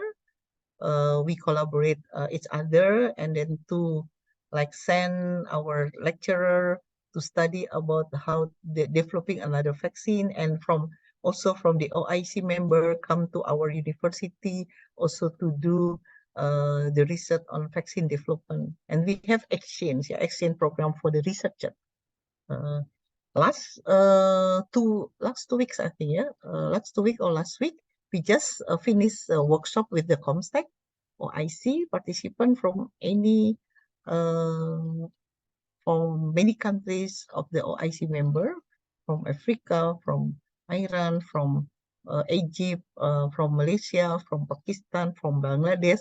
Together, we discussing about developing like a startup, teaching industry, science and technopark, how to manage this kind of research, becoming pilot upscaling before industrial. Because university is important to do that. Not only laboratories. Why? Because sometimes from laboratory entering industry not matching for upscaling. So why some research cannot continue to industrial scale, because when upscaling from the laboratory scale to industry, it's difficult to have like high yield. Jadi produk dengan hasil yang tinggi, high yield. Sometimes difficult. But so to facilitate this, to bridging this kind of the problem, so we are then developing like teaching industry or pilot scale, bridge between lab and industrial. So this is we do with the COMSTEC. So I'm already mentioned this hospital, floating hospital of Universitas Airlangga. So we do this by multidisciplinary approach to reach difficult or remote island or remote area of Indonesia. So Universitas Airlangga, we are very lucky having this floating hospital. This is also sponsored by our alumni. So appreciate with our alumni, appreciate with the government of East Java. Universitas Airlangga can collaborate together. So we cannot do anything we do by collaboration. So collaboration is very important thing. Teamwork is important thing. So students should study how to manage the teamwork. Because when you are graduate from university and entering the job market, you will do any of your job by team, not by individual. So learning from the teamwork in Universitas Airlangga campus together with the society, I think this will be give good learning experience before you're entering the society or job, your job or your job market or job in the stakeholder. So this is what we do in the science and biomedical perspective. But I think not only that, we also do by social humanity. Without humanity, interaction, our patient, our feel as a human to take care with others. I think social and humanity very, very important. Not only science and biomedical perspective, but humanity, interaction one with the other, the patient to help each other. This is very important to accelerate and maintaining our environment. So I would like also to share what Universitas Airlangga contribute to the society in remote area or remote island. This is, I think, we have many, I think 3 or 4 video, because this is important, yeah. The video, it's mean that the action is really do by Universitas Airlangga, yeah. It's not only by slide or a theoretical aspect, yeah. Okay, I would like to share with you for this. Indonesia is a vast country. The population has reached 264 billion, spread across 7,504 islands. They have every right to get health insurance. Universitas Airlangga Hospital, oleh, issue for health agency Philology to give people living in other islands access to healthcare services, to provide immediate assistance to disaster areas through the floating hospital, even to support humanitarian across the ocean. Within the Atros Islands, the medical team of Sastra Indonesia Floating Hospital is launched there to serve humanity. So this is also the other contribution of Universitas Airlangga, yeah. Before, in the beginning of my slide, you can see how then this floating hospital by multidisciplinary action to support, to help the society who impact with the natural disaster like flood, earthquake, yeah, and any other else. So, of course, also we would like to enlarging our activity, yeah, to giving the meaningful for the society. So not only in Indonesia, but also with other members. So why our rector initiated initiated of WACD, the World University Association for Community Development. This is our members. So from WACD, we can do many action to our society, many meaningful research product and also community development to our society. So we have around 30 now members, and we also do the community development program with our member in their countries. So not all, yeah. We just do last year with Timor Leste atau Timor Timur, karena dekat is close with us, yeah. So then this year we do with the Malaysia in Johor Bahru. So why Johor Bahru? Because Johor Bahru is very near with the Sumatra Island, with the Bintan Island, and we have also many Indonesian migrant worker there because they have palm oil, yeah, palm oil land, agriculture, and then we have around 4,000 Indonesian migrant worker there. So I think we can do together with the University Teknologi Malaysia, UTM, who also the WACD members. You can see here the UTM symbol, yeah. This is the UTM. Okay, I will do this. Yeah, this is UTM. So together with UTM, we enhance to support the Indonesian migrant worker for their children education. Ya, untuk pekerja migran Indonesia untuk ya gitu ya, generasi kita. We also collaborate with the University of Malaya to conduct the conference sharing about community development that are already done by the members. So this is I think also the other video that we do community development last year in Timor Leste.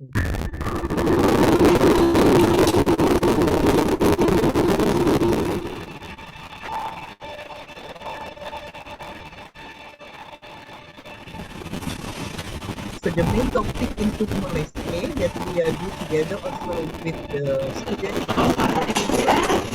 in the town. Especially now for the annual strong medium enterprising for women, especially for women. Housing women, how to develop like digital business. Kemudian nanti masing-masing bisa sharing sesuai butuh itu masing-masing impact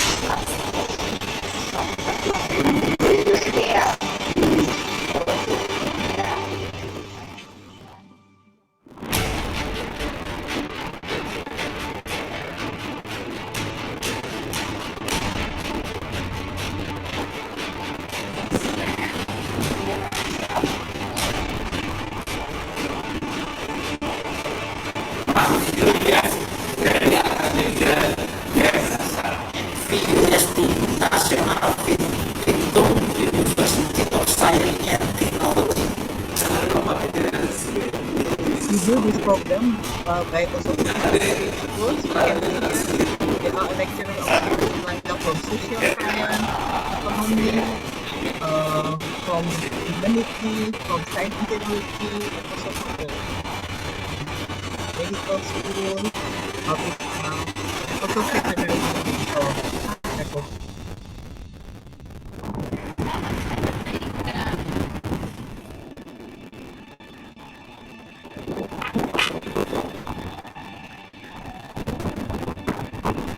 We also collaborate, coordinate with the in Timor-Leste.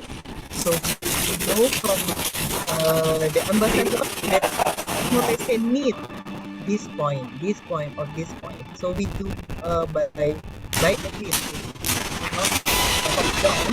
So what they need.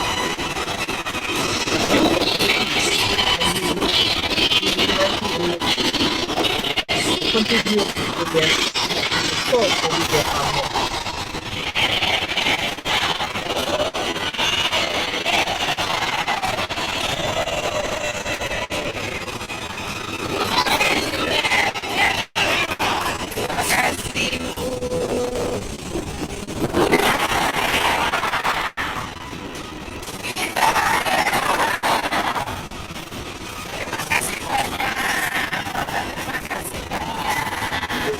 This is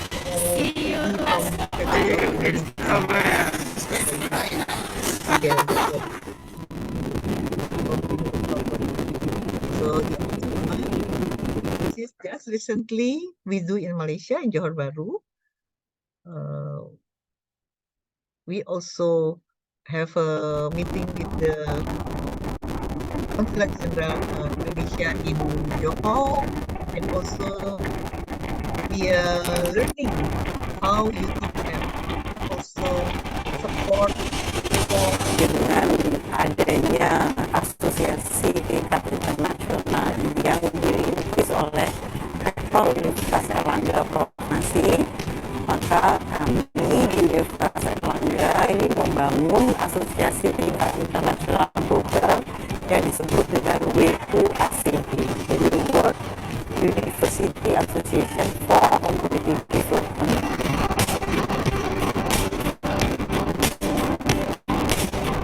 Merupakan kegiatan yang sudah diinisiasi bersama dari Universitas Airlangga dan UPM dengan komuniti yang ada di sini.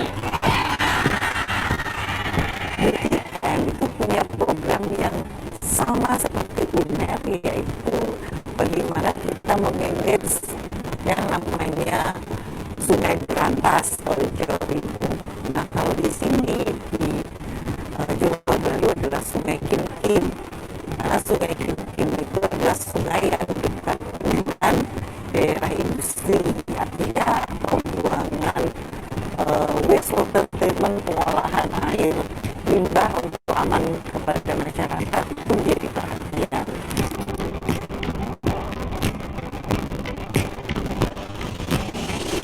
Jadi untuk masa akan datang kita juga boleh berkolaborasi dengan Universitas Airlangga dalam bagaimana kita melestarikan alam sekitar yang menjadi salah satu daripada agenda dunia ataupun sustainable goal development.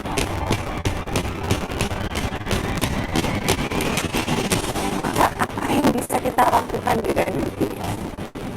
Nah, untuk masyarakat di daerah Joko, maka kemudian kami mengangkat juga KJRI, Konsultasi Republik Indonesia. Ternyata ada hal penting yang diharapkan kontribusi UNER, yaitu yang pertama adalah terkait pekerja migran Indonesia dengan berbagai hal yang menjadi problem bagi mereka. Salah satunya adalah pendidikan bagi anak-anak yang lahir dari pekerja migran.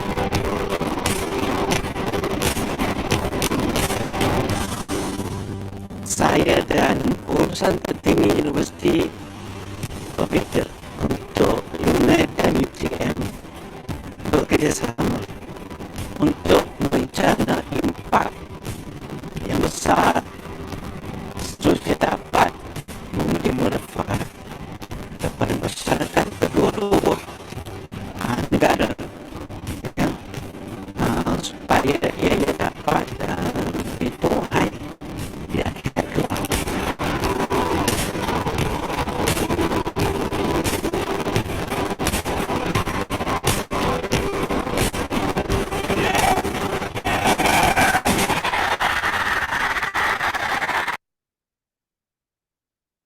Okay, so now we continue to entering the other activity for the remote island in Madura. Jadi in Madura, we have around maybe 44 remote island. It's very near from Surabaya, right?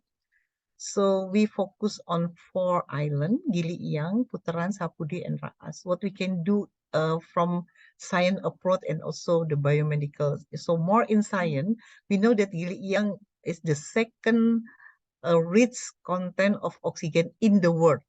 You see that this is the very important island, I think, maintaining how this oxygen is, we can maintain still reach the second richest of oxygen in the world. So we then introduce like solar energy there, electrical vehicle there by our student.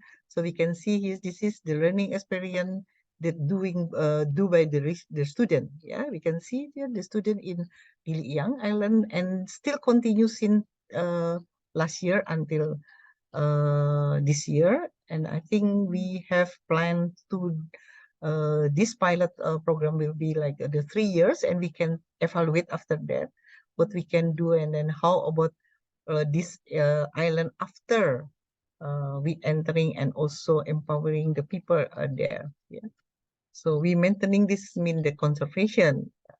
So this is then with the Faculty of Advanced Technology and Multidiscipline, Faculty of Science and Technology in the Gili Iyang, and also in Banyuwangi, the coastal area. So I already mentioned 3 area priority of the coastal, remote island, and also the border island.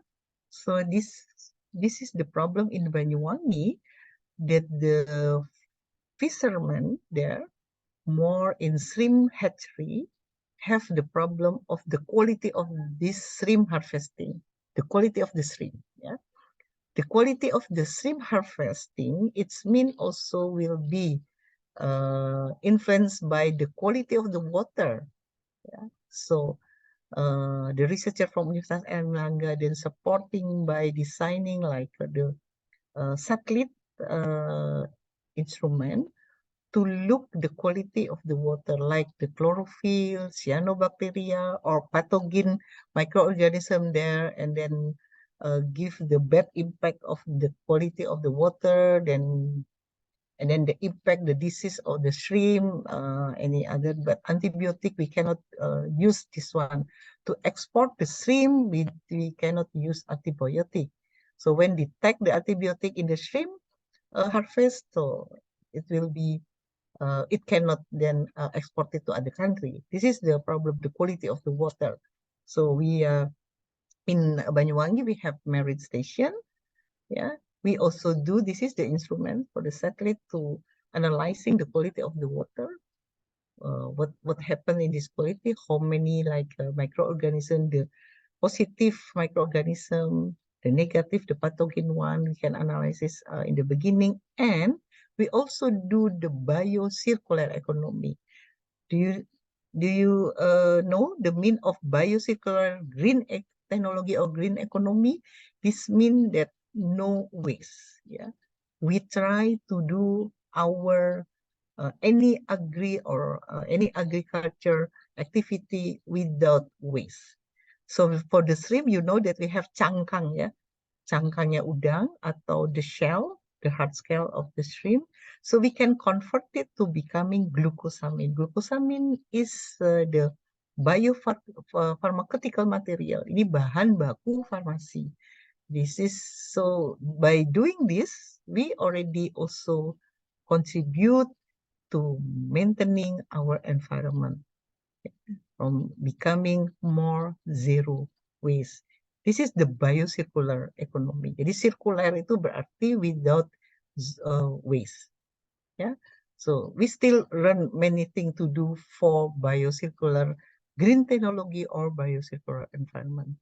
So by doing this enzyme, also this is for more biocircular economy to converted the biomass byproduct from agro-industry becoming more valuable added material like animal feed, organic fertilizer. I think Universitas Airlangga also very more attention for this action to solve the climate change problem. Yeah, and this is for the conservation. We collaborate with botanical garden in Balikpapan. So how we maintaining the endemic plant, yeah, that's very important as a herbal medical medicine. Yeah. So like jahe, ginger, and any other that very specific. This is only can grow in this soil, in this land, ya. Jadi hanya bisa tumbuh di hutan tropis kebun raya Balikpapan ini. Jadi this I think important resources, natural resources specifically from Indonesian strain. Yeah. Ginger, you know, we very popular ginger from Korea. We have also in Indonesia. Yeah. Ini juga dikerjakan. This also do from with Universitas Airlangga with the local government in Kalimantan, Balikpapan. So the other in our campus, since 2021, we also developed university health campus. Jadi kampus sehat. We call it happy and healthy campus. So the symbol like that, happy and healthy. So the happy and healthy. Not only UNER hebat, Universitas Airlangga excellent with morality, but also Universitas Airlangga happy and healthy campus. So this is Airlangga Health Promoting Center, just established 2021. This is also learning from the COVID, yeah. I think the concept of health campus is also important.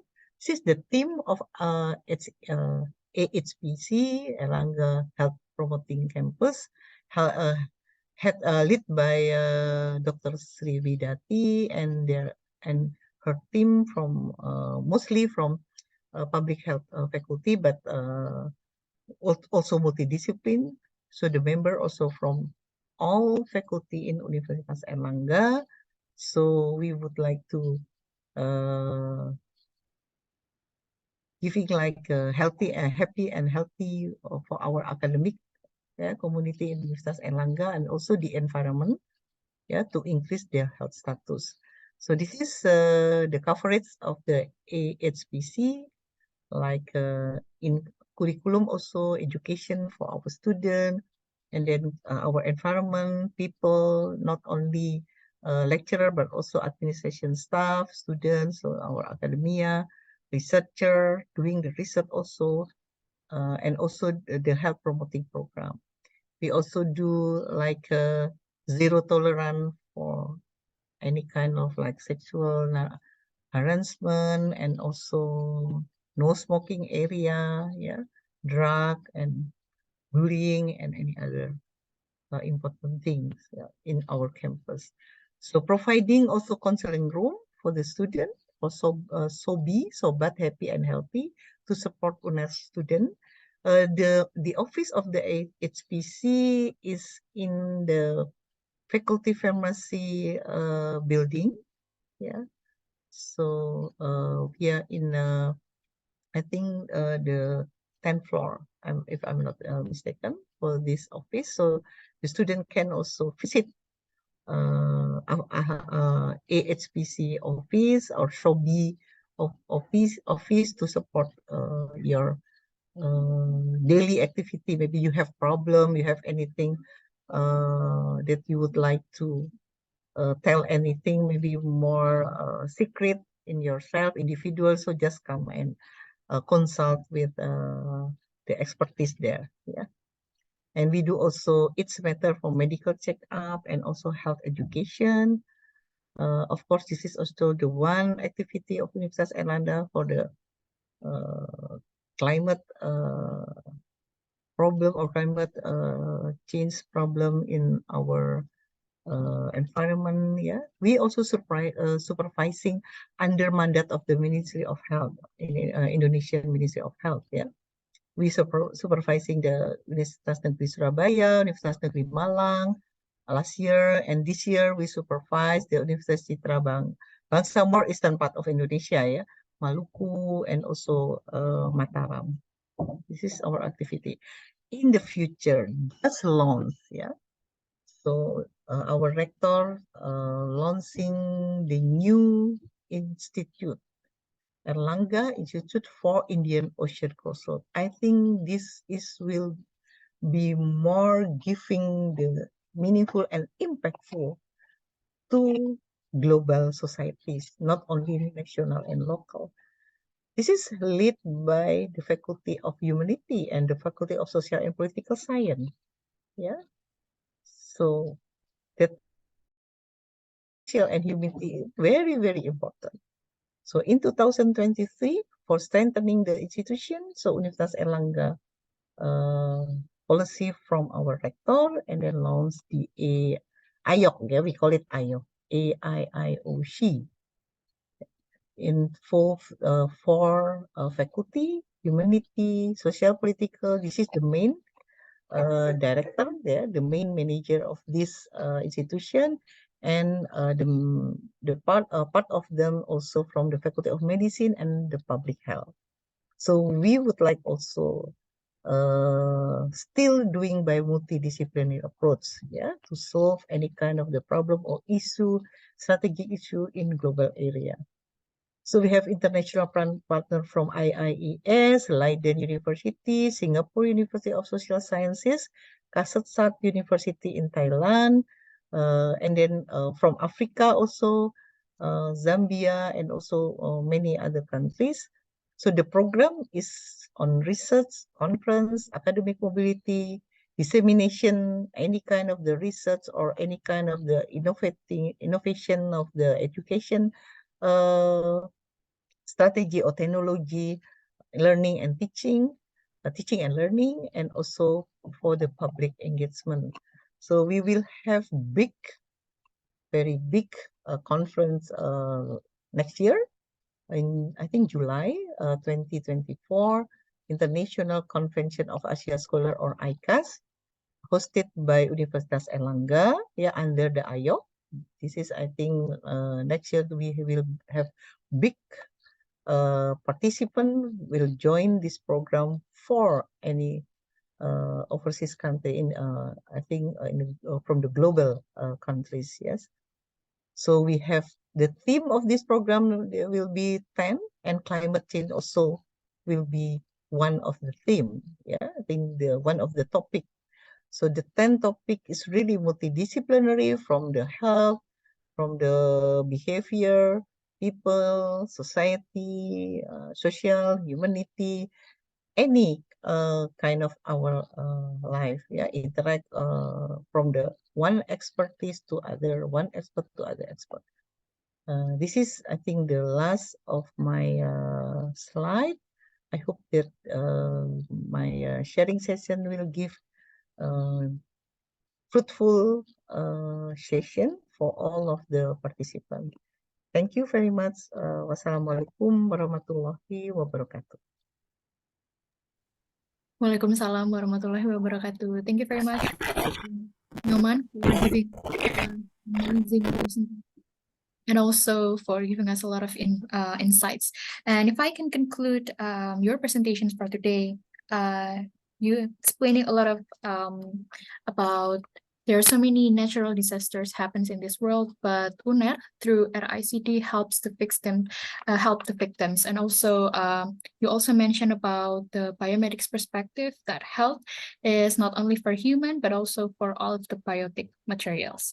And then you also mentioned about the social, the SDGs in our life, which is the meaning of SDGs is always in our life and always surrounding us. And you also mentioned about UNER contribute a lot with the vaccination during the pandemic, and then UNER also has the floating hospitals in the remote areas that being supported with a lot of alumni and also a lot of stakeholders. So thank you very much, Professor Nyoman, for giving us a lot of new informations and insights today.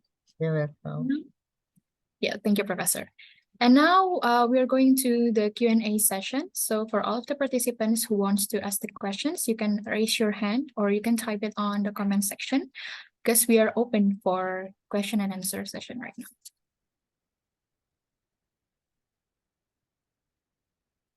Is there any questions from the participants?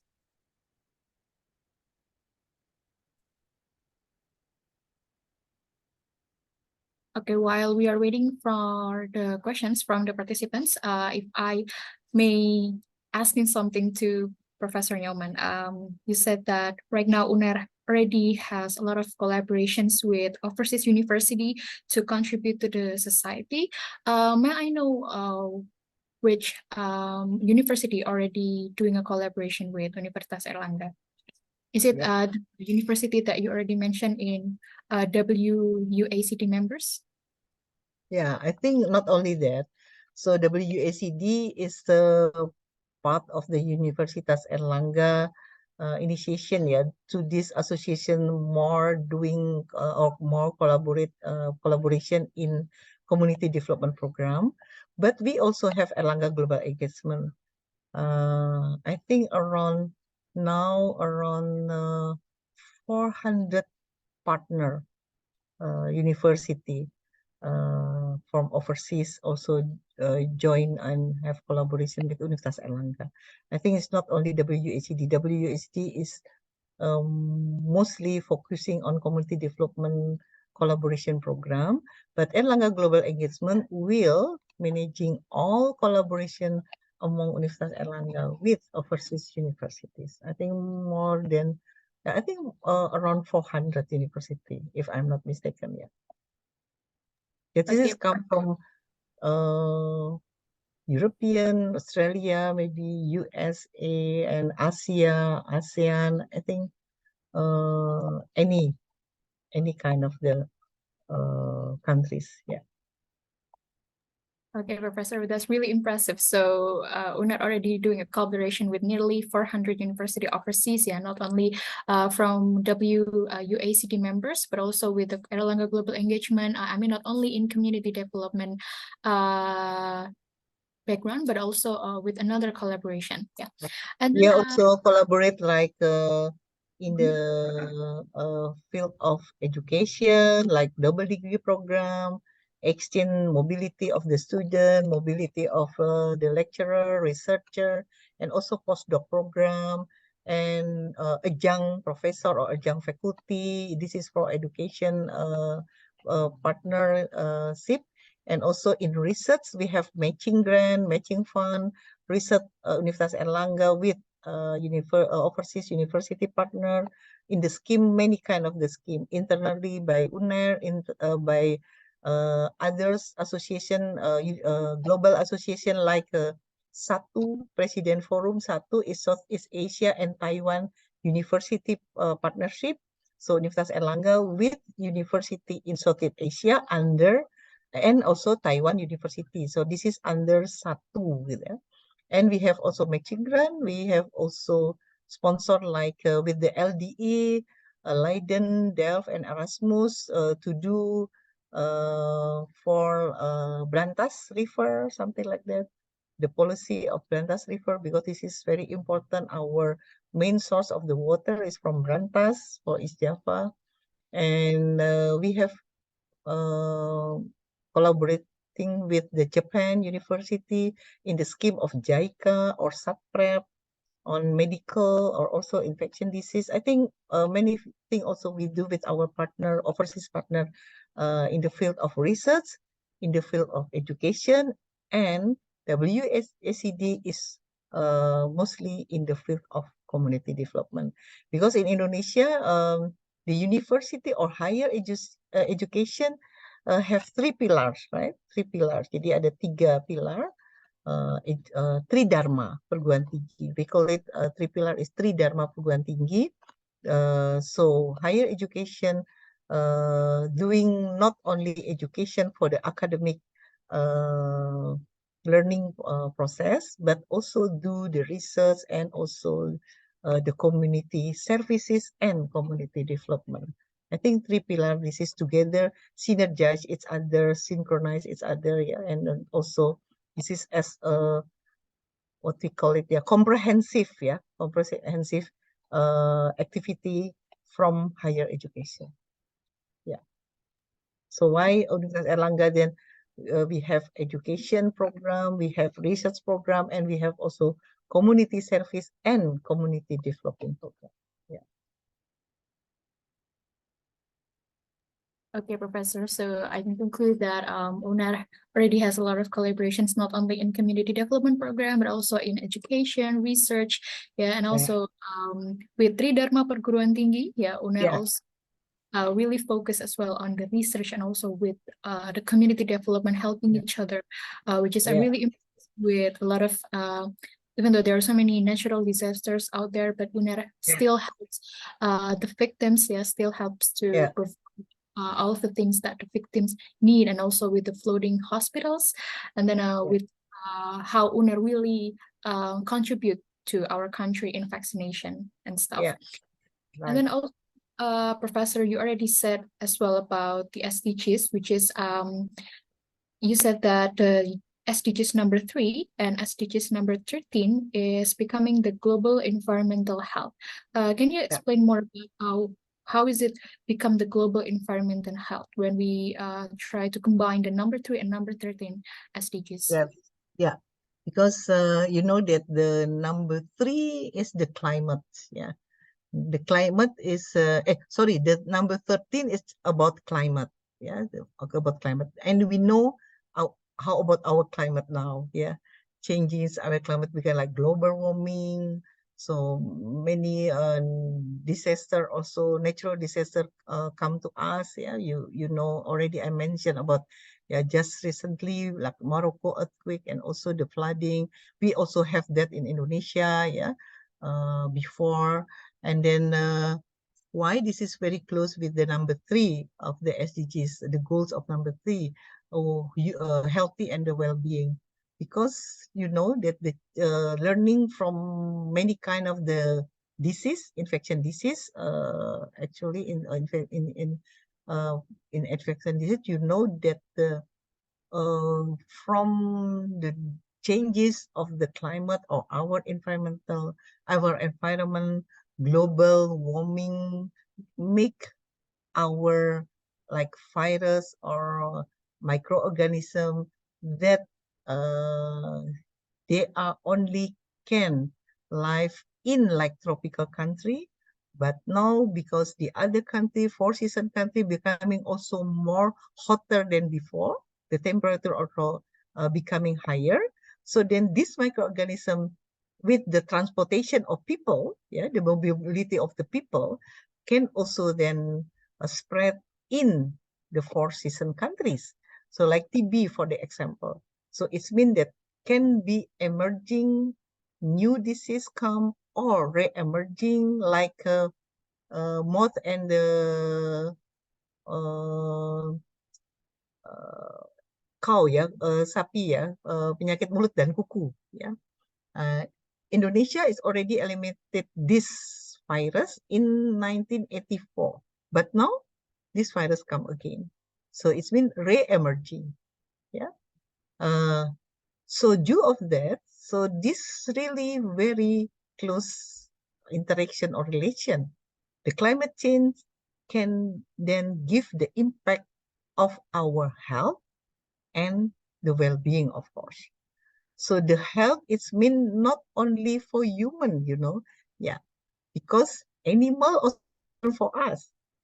If we eat plant, that the plant is healthy plant and healthy animal, of course, human will also healthy, yeah.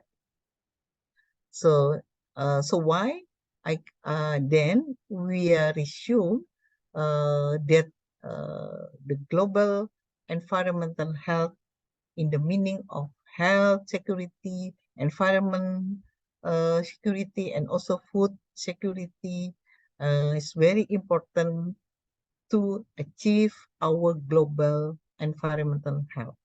So health is not only for biotic material, human, plant, and animal or microorganism, but also the abiotic material, water, our air, yeah, and then land. Yeah, I think this one is also important. So why the meaning of health is environmental health.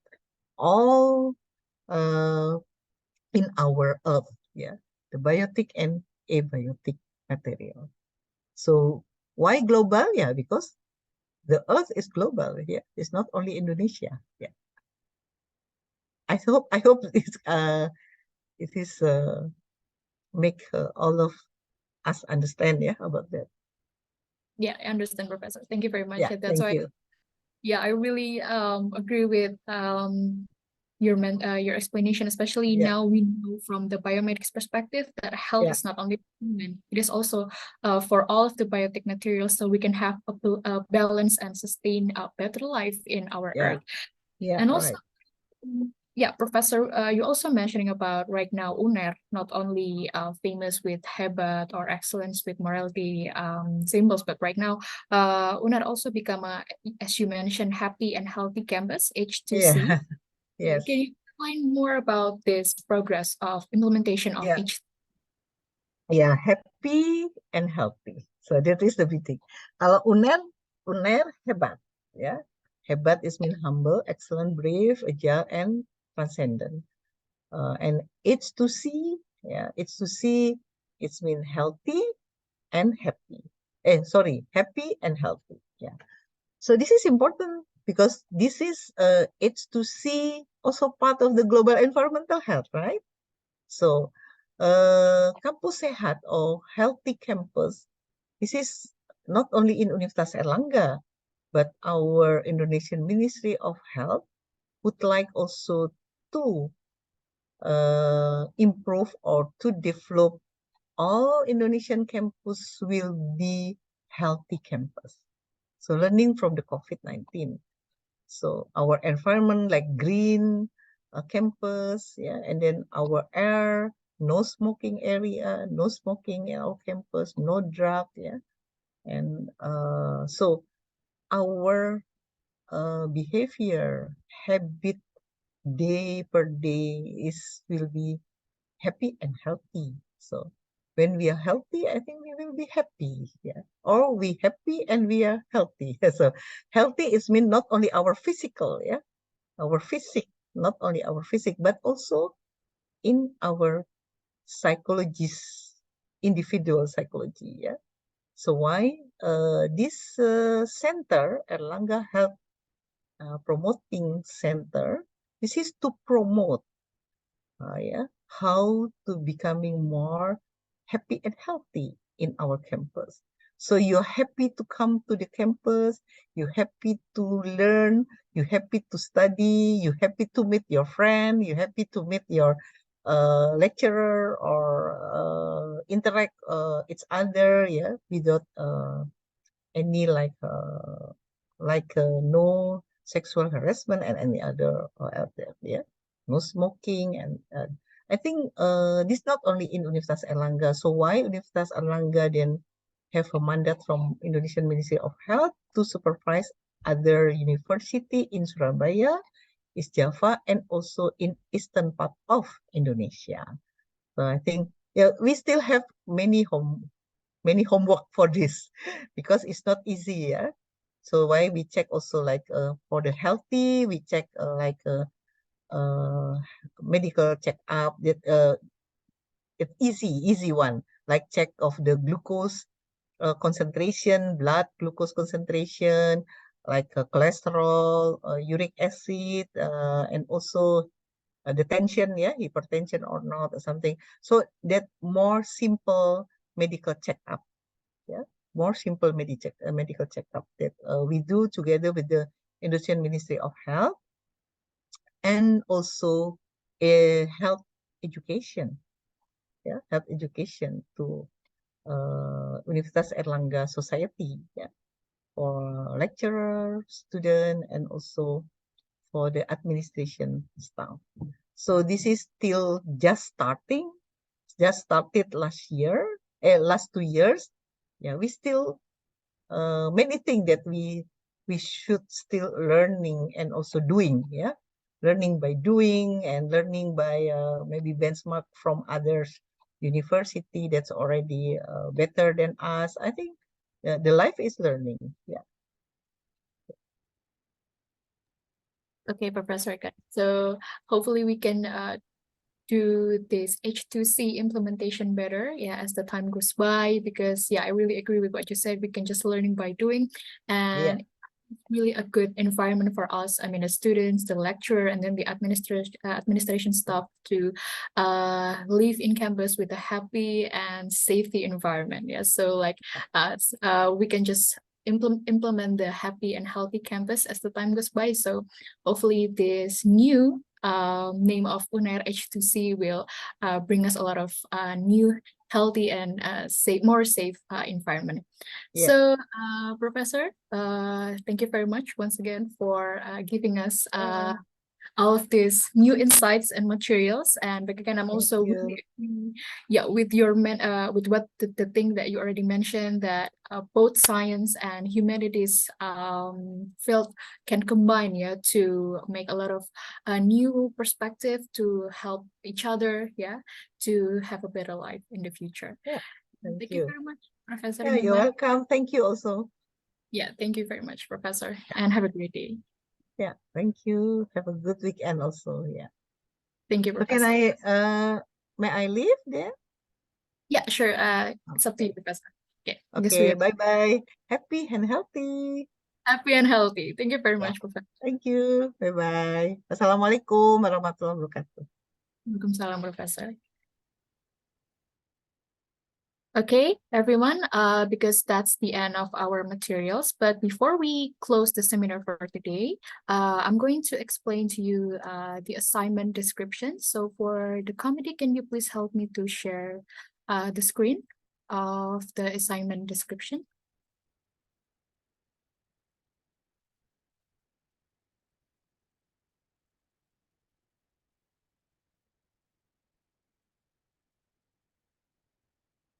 Okay, could you please help me to share the screen?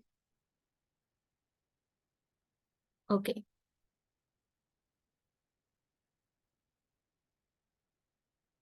Okay, thank you very much. All right, so for all the participants, could you please take a look at the screen? Because I'm going to explain the assignment description. So after we already listening to the materials for today from Pak Amin and also from Professor Nyoman, we have the assignment for you to do. So let me read it for you for the assignment description. First of all, we want you to write a popular article for each webinar session that includes the following. First, the central theme discussed during the webinar session, and then 2, takeaway points from the session, and then the last one, arguments that support or complement the discussion. And for the terms of assignment, the article should be written in English, and there is no word limit. And the participants submit articles online through the Google form. Later on, the committee will send you the Google form.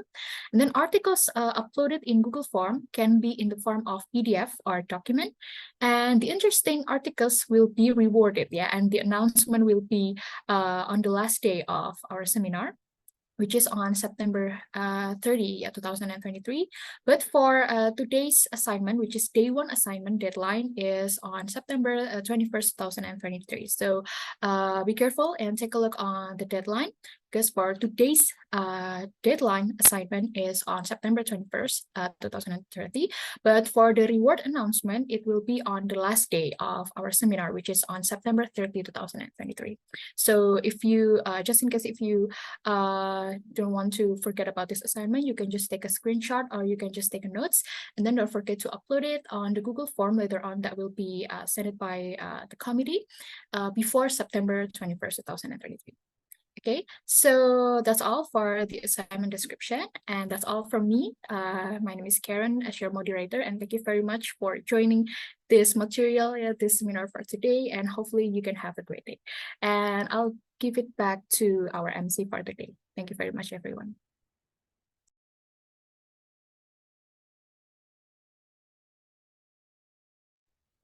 Okay, thank you very much, Karen, as our moderator for today. I would also say thanks again to both the speakers of today's topic, Dr. Engineer Amin Witodo and Dr. Nino Mantri Puspaningsi, for the very insightful explanation regarding the climate change issue from their respective disciplines. From the first speaker, we learned about the relationship between the geological condition of Indonesia with the culture and also with how our society interacts. And from the second speaker, we learn about how the climate change affects us and what are the Universitas Airlangga's efforts in biomedics. And because of that, I want to say that please stay tuned with us to get the information about the next webinar, because our series of webinar is not finished yet. We also have two more meetings, two more events in 2 weeks. So for the information, the next webinar will be held next week on Saturday, 23rd September 2023. And the next webinar will discuss specifically about the climate change in ancient manuscripts or classical texts. So please remember and save the date for next week. And you can also access our information from our Instagram profile at accept.integration. If you haven't followed it yet, I invite you to please follow the Instagram account. And don't worry, the committee will also remind you through the group and through the post in our Instagram. And with that, that concludes everything for our activity today. I am Edgar as the Master of Ceremony for today. I'm representing the committee, and I personally would like to say our biggest gratitude for the speakers, the participants, and all of the parties involved in the event today. And I also want to sincerely apologize for any mistakes and shortcomings that the committee might have done during the event. We hope that we all can see you next week, at the next webinar to discuss more about the climate change issue from the philological perspective, as with the goal of our Accept webinar. And with that, that concludes the events for today. And once again, I would like to say thank you very much. Good afternoon, at least in Indonesia, and see you next week.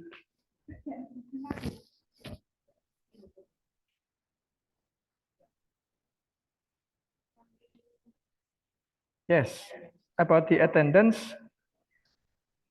the information will be informed through the group.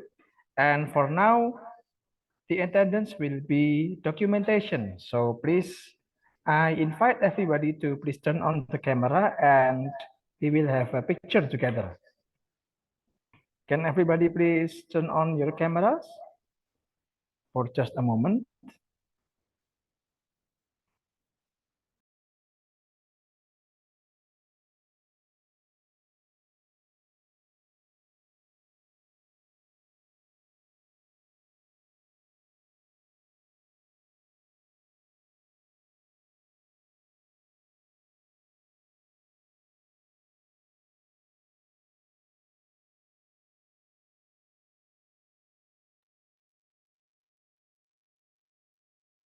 Okay, are you ready? And through entry time. Please turn on your cameras, please.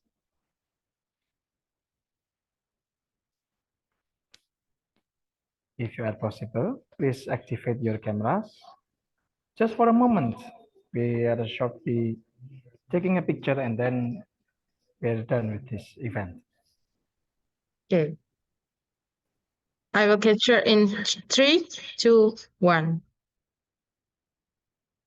Next slide.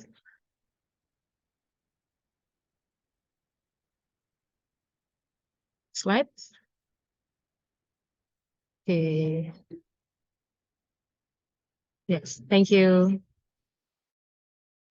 Okay, with the documentation session has just been done, I think that concludes again the series of events for today's program. And once again, I would like to say thank you, and I hope we can see each other in the next meeting. And please stay informed about us by following our Instagram, and see you next week. Thank you, committee. See you. Thank you. Thank you. See.